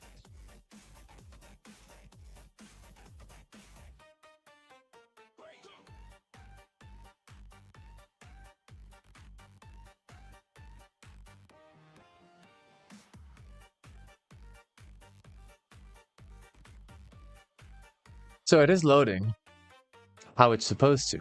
It's fully loaded. There's no, it's not secure. That's fine. It should be taking links from here.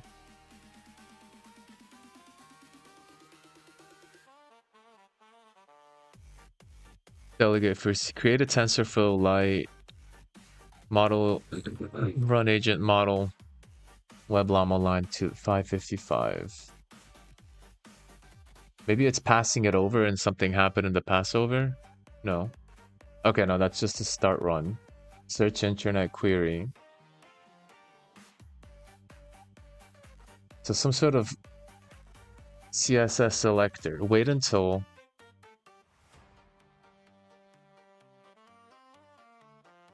div results. Oh, right. Oh. It's because I'm using the old method. It's waiting for div results from what Google would provide, but in SearXNG is probably something else. So I'm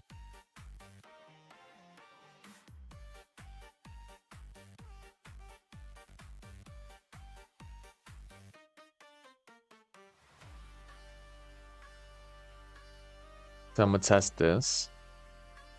No, I'm not looking for the right div when it's done. So I need to find ID URLs. Results. No, it's still the same. It's a div. It's an ID. Div ID results. So what is it seeking here? Div results. So how are you not finding that? CSS by CSS selector. Hmm.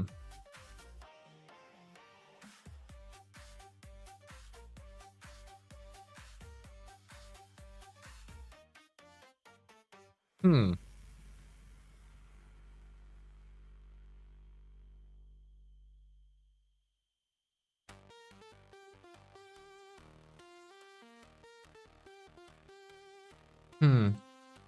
Maybe because it's a class. Maybe it's looking for a class. Should be div pound results because it's an ID. Let's see. I think that's the problem.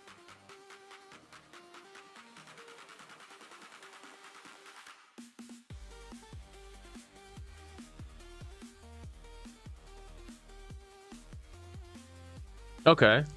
Hey, we did it. Yeah, it was because it was an ID. Okay. Well, it didn't provide any particular results, sure. But it did grab a link from those results to start parsing through it. Nice. Okay, so I basically had everything set from last time. I didn't really change too much from the initial creation of it. Now what though? Are we running in the loop? Finance Yahoo commodities. We're going through all of these channels.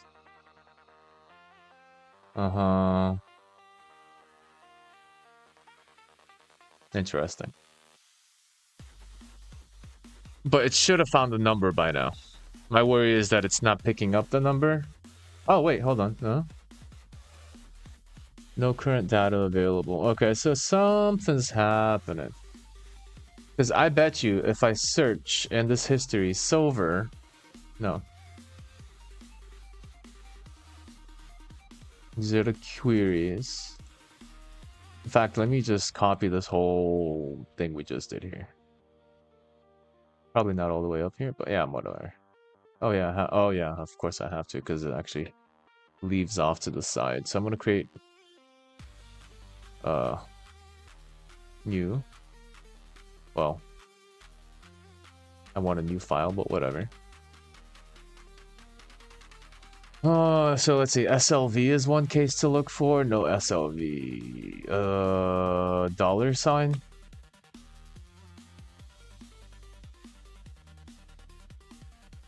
Nah, it's not gonna be nice. Hold on. Prices. Silver. Prices. So the data is in my, I think maybe. Sterling, silver, span, price, per gram, US silver, price per gram, ounce. Okay. It's not really showing the number of the price though.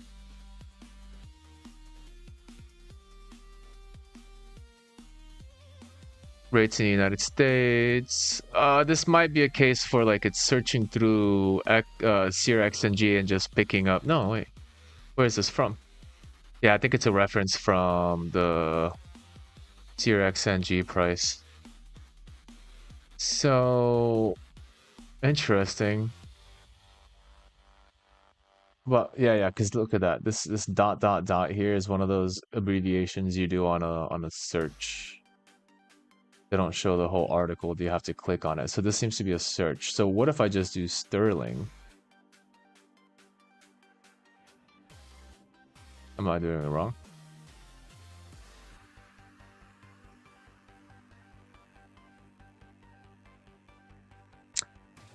I mean, that's not gonna help because these all could be just straight up.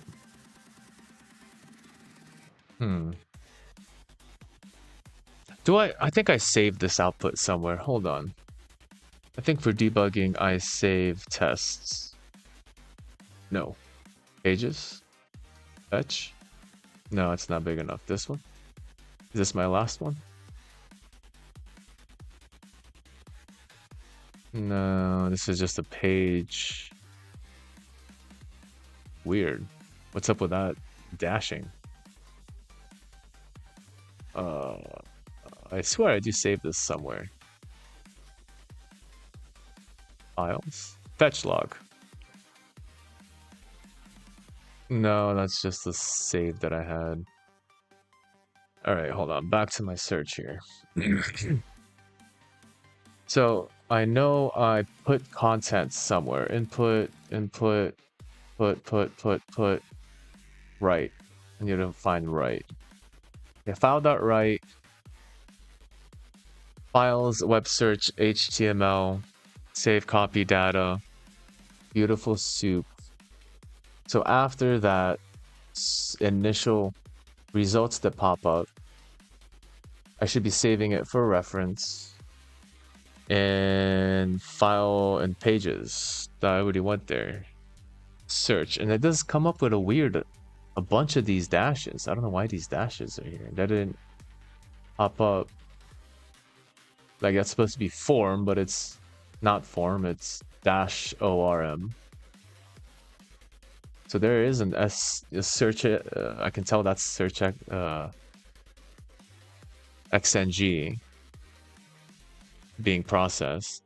It's page number. I can kind of make up the words, but why is it doing that? Well, that's an interesting one. Oh. Oh, look at that. It's taking escape characters. I probably shouldn't do that. Oh. Oh. I messed up.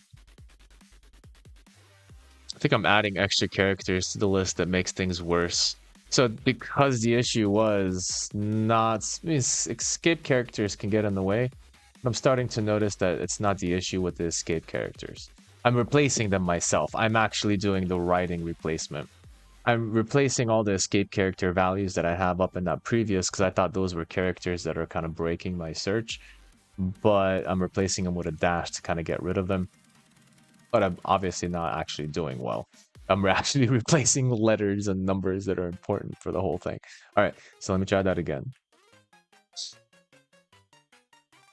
I'll get a new fetch here and a new web search for my log and see what's up with that. Good, so it knows exactly when it loads. Perfect.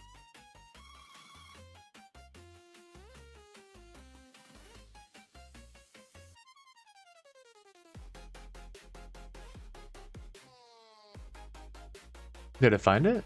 It was a quick one now. Oh. Why are you doing Google? Why? Hey, I gave you SearXNG. My AI just went to Google. You're not even programmed to do that. You're using DuckDuckGo or SearXNG. What kind of backstabbing bastard is this? What? Oh my god. I don't like that. I don't like that it can change the process on me. I gave you a specific task and you said, no, I'm using Google. Dude. This is why I don't trust it. Exactly why I don't trust it. Alright, so what happened here? Anything change? No, I didn't save the new one. Because it went to Google? What? Huh. I'm hurt. I am hurt. Did it just think this here? I don't think so, because like I'm giving it two options, right? I'm giving it, here's the tools. Where did I put the tools? No, that's not the tools. Okay, we've got the fetch website web page tool and the search internet tool. Search internet is forcing it to basically use the two, or well, whichever one I decide. I can make it flexible at some point, but for now, I can tell it to do this one. These are the search options. I've built it in, nice and coded, right? Now, the other cases, it decides to not use a search through the fetch, but I let the fetch be more general. I don't have an execute Python. It doesn't know it exists yet, and I'm not going to let it know yet, unless it finds out somehow, because apparently it can find out the fetch case. So I decided to use fetch web page, and instead of using a search that I handed to it in the search function, it used fetch page. Well, again, fetch page is fetch any page. You just have to input the URL and you go there. So it decided to not just fetch page, but not a direct fetch. It decided to go to, here it is, fetch web page. It took the function and then said, I know you gave me searches, but I'm just going to search on my own on Google. I just decided to use the fetch page and not my search tool to go in and it did it, I think, properly. Right? I think that is Google search. Let me see. If I actually do Q over Google, I think it did a proper search on the... I think it's just Q though. I can't remember. I think it is. I think it's fine. Probably has a way around it. So if I copy this, yeah, it's going through the normal search here. Wait, it does. Well, AI on it told it. Hold on. It doesn't have a name. Yeah.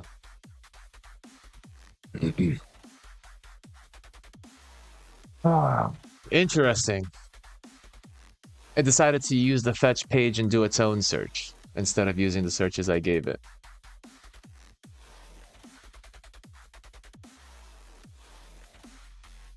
Is it... Why is it doing that?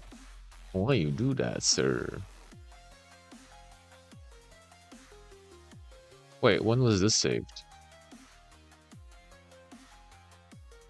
Oh, this was a test I did with countries. Weather? Yeah, weather. I don't need this anymore. Oh, man. Interesting.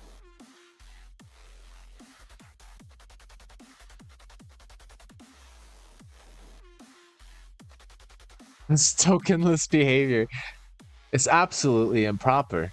It's not what I built you to do, but I guess if you have the ability to do it, go for it. But why would you do that? Why would you go behind my back? Is there CH space? It should have saved a new version without all this crap. I'm just gonna clear it out. Oh, because it does both, right? It does a search and a fetch log. So let me just clear that out. Let me poke at it. Oh, wait, hold. Let me just close this out. And we'll rerun it from scratch.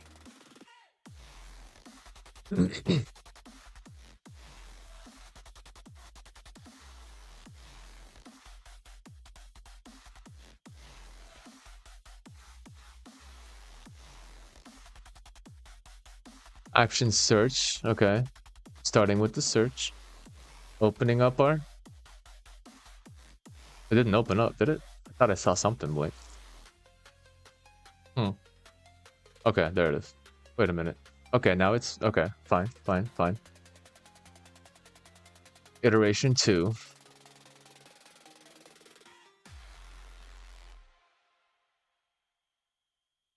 I'm gonna just snag this log here.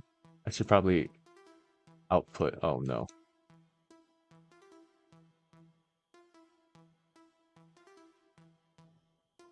Stop it. Okay, whatever.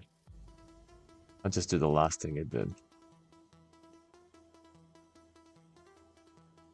So it's still using my search, good.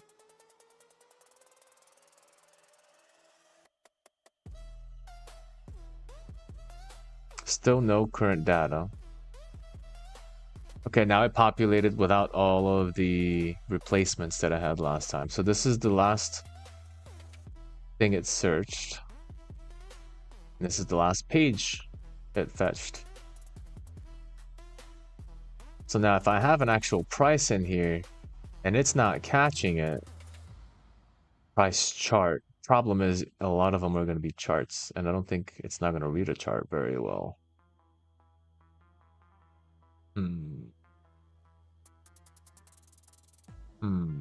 That might be another adjustment I have to make for it to actually be able to read charts. Unless there's a summary somewhere.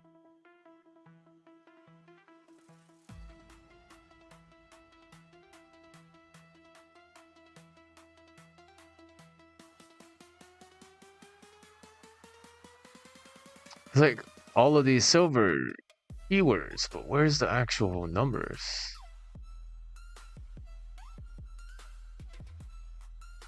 Huh.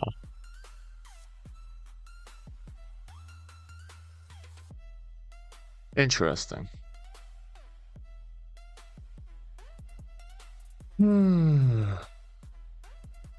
Ounce, gram, kilogram, currency.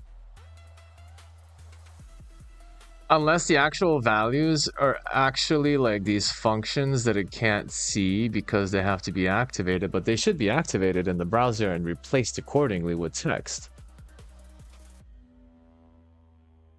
Because it is JavaScript and it is using a main browser to access it.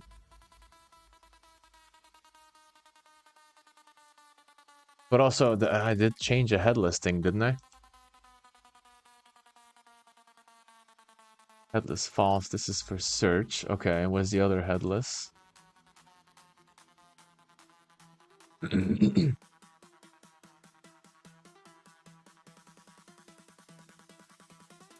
There's a lot of stuff I need to really tweak for this to work, I think. I feel like maybe it is pulling the page, but it's pulling like the source before it gets activated, especially with JavaScript involved. And it's not pulling any numbers because those numbers need to be updated on the JavaScript synchronized server JSON method.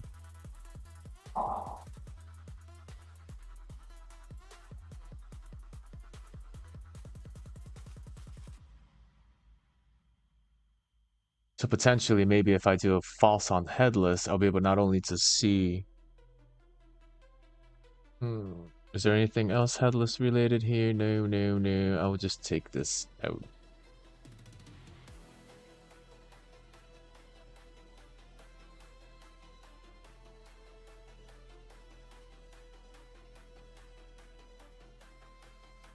Yeah, I would be able to basically go in and see what it wants to use, and if it does Google, I can remove it from... I can tell it to try again.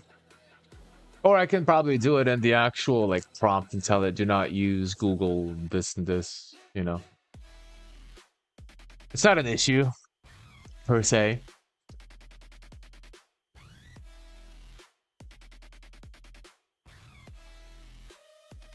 Yeah.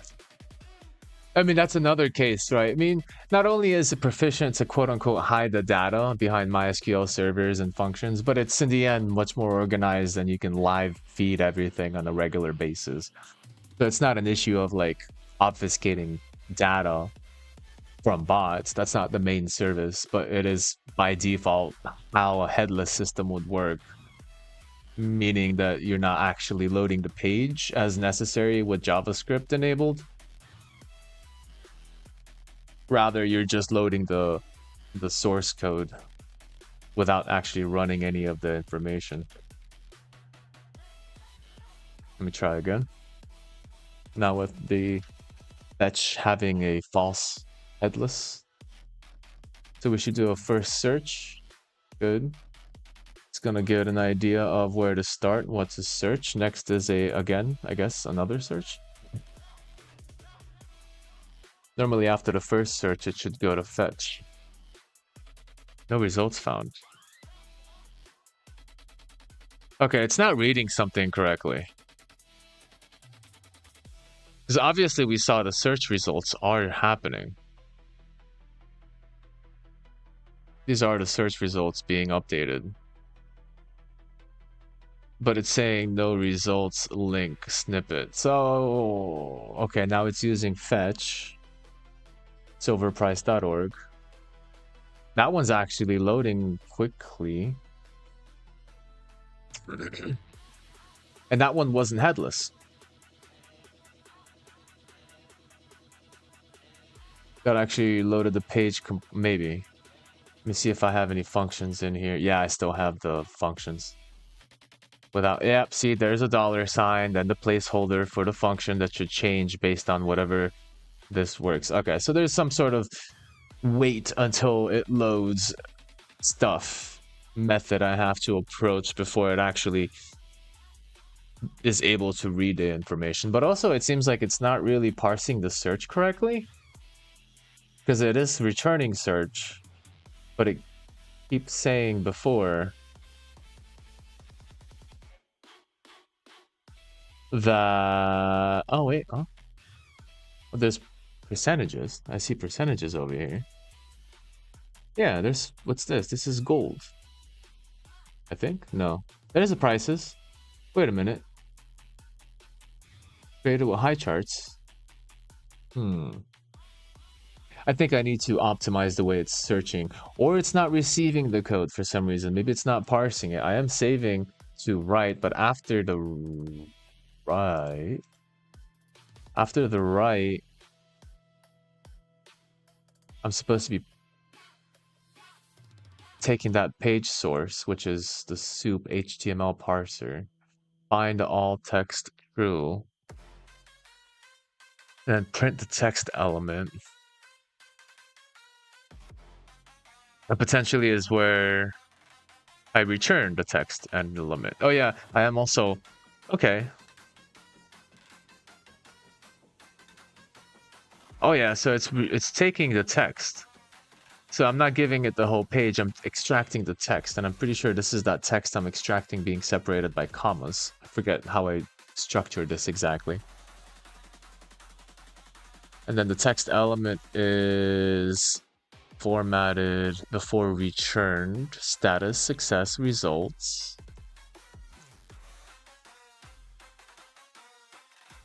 That might be my problem right here.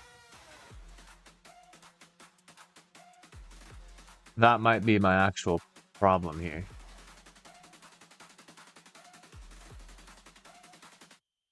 So I am seeing that it's processing numbers, but it's not seeing those numbers. Something's in the way. Something about cookies being in the way, it looks like.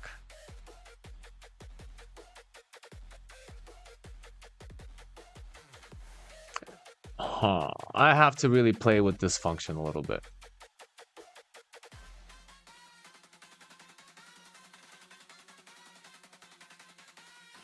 In a way, like what I'm trying to do really is like before I pass all the tokenization to the AI, I simplify it so that I'm not passing a full web page, which would probably work fine too, but then that would kind of increase the processing on my AI. So there was this like level of extracting relative text information versus giving everything, including HTML tags and JavaScript functions to the AI, right? So my choice was to start cleaning up, because I have done this before and it worked fine with weather, and it was able to do weather and silver prices before.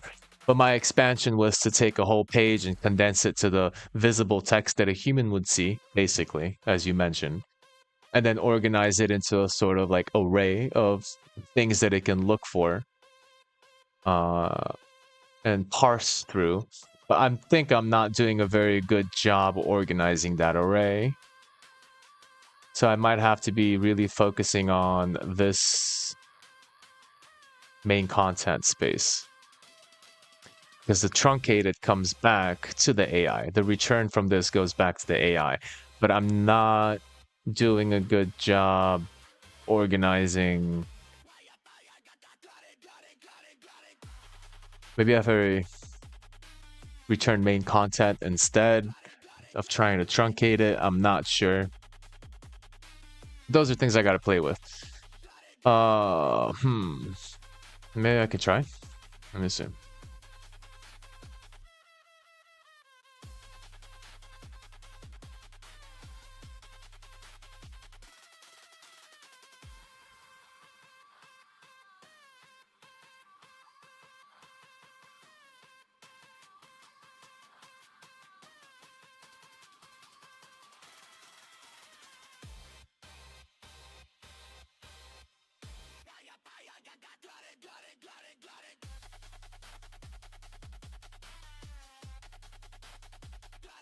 Then maybe I can go. Oh, okay. There's your price right there. Did you find it? It is using my VPN location, so ignore the pricing in digits.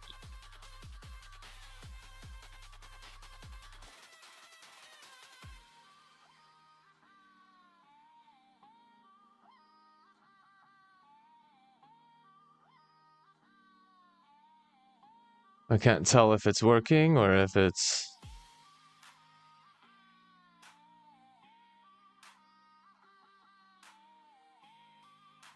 Because the next step would be just to give it the whole file. The whole page source. I'm going to just do that next, I think. Give it the whole page source and see how it works on that basis. It's hanging? Hello? Why are you hanging? Come on, AI.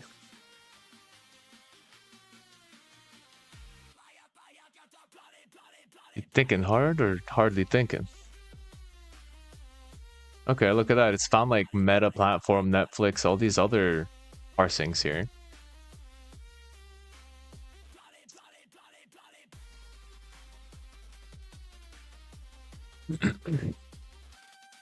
Incomplete response format.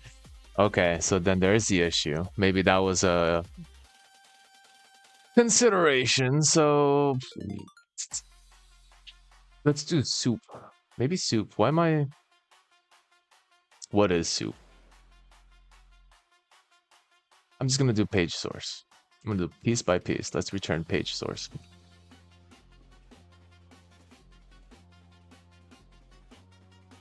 Let's just give it the full source and still see if it can do it.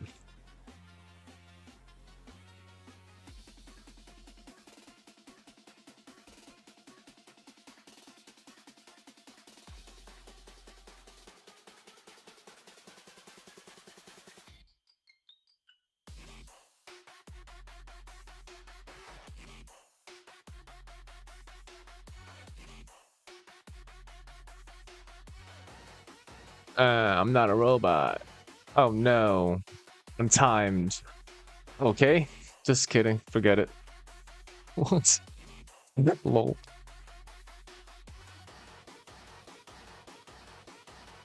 So you see how Cloudflare gets a bit in the way of my search processes here.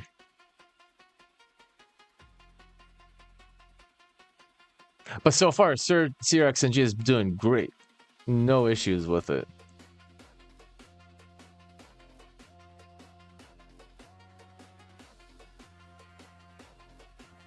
It has installed, it's been giving me info. The only thing is how much of it is actually going.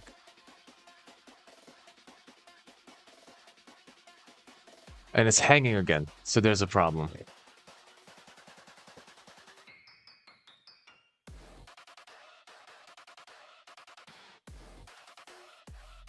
So I've messed up. Maybe I need to do page source.strip. I don't think that's gonna work, but there's a whole mechanic I have to change, I think, based on this adjustment just to test it. So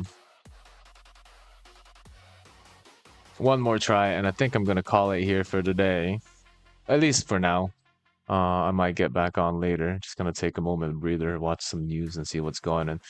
Although I could do it live too, do some reactions to some stuff online. Silver price. Today.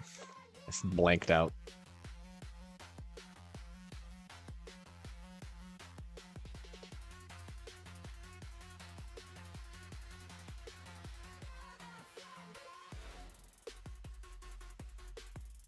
I mean, hell, if you're chilling here and I'm chilling here.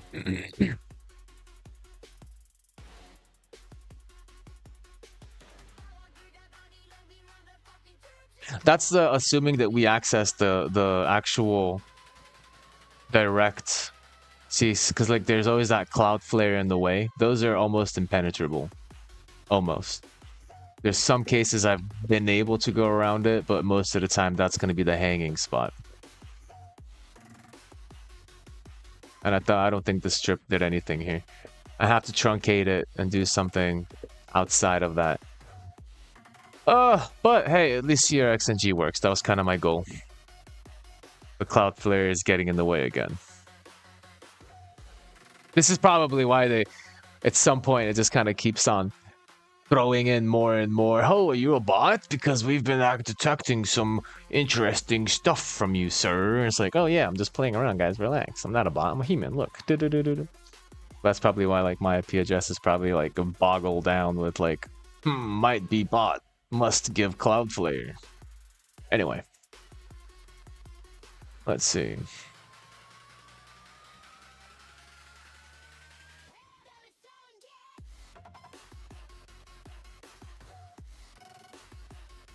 Oh man, all that stuff I did earlier.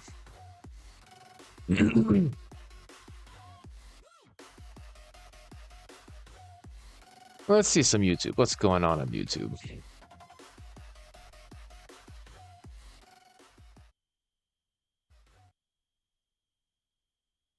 Let's see. Artemis going to the moon, or going around the moon. Philippine cancels deal with China. Interesting. Deep work. Focus music background. True. Same.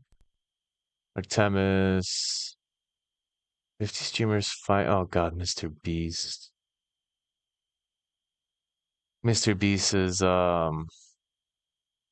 he's an insurgent. Man builds amazing stuff. Great. This is actually not part of my search engine stuff. Uh, I guess I'll just use mine, right?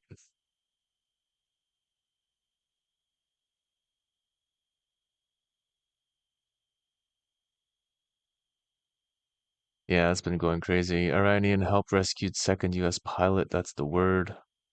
This AI just leaked its own code. That's insane. Claude is ridiculous. Around headline, the bear market rally. It's going to be interesting. Market's been going crazy. You want names? I'll give you names. Drops Epstein bombshell. Really? Whoa. What's that? Are we doing it? Are we doing that? Are we actually getting names? Why are you supposing that that is a fact when in fact it is false? This ridiculous stuff happening over here. Videos relate to anything relevant to the Cloudflare calling us a bot is likely a sign that we are acting like bots. Yeah, you're right. I've been at it for the last 4 hours. every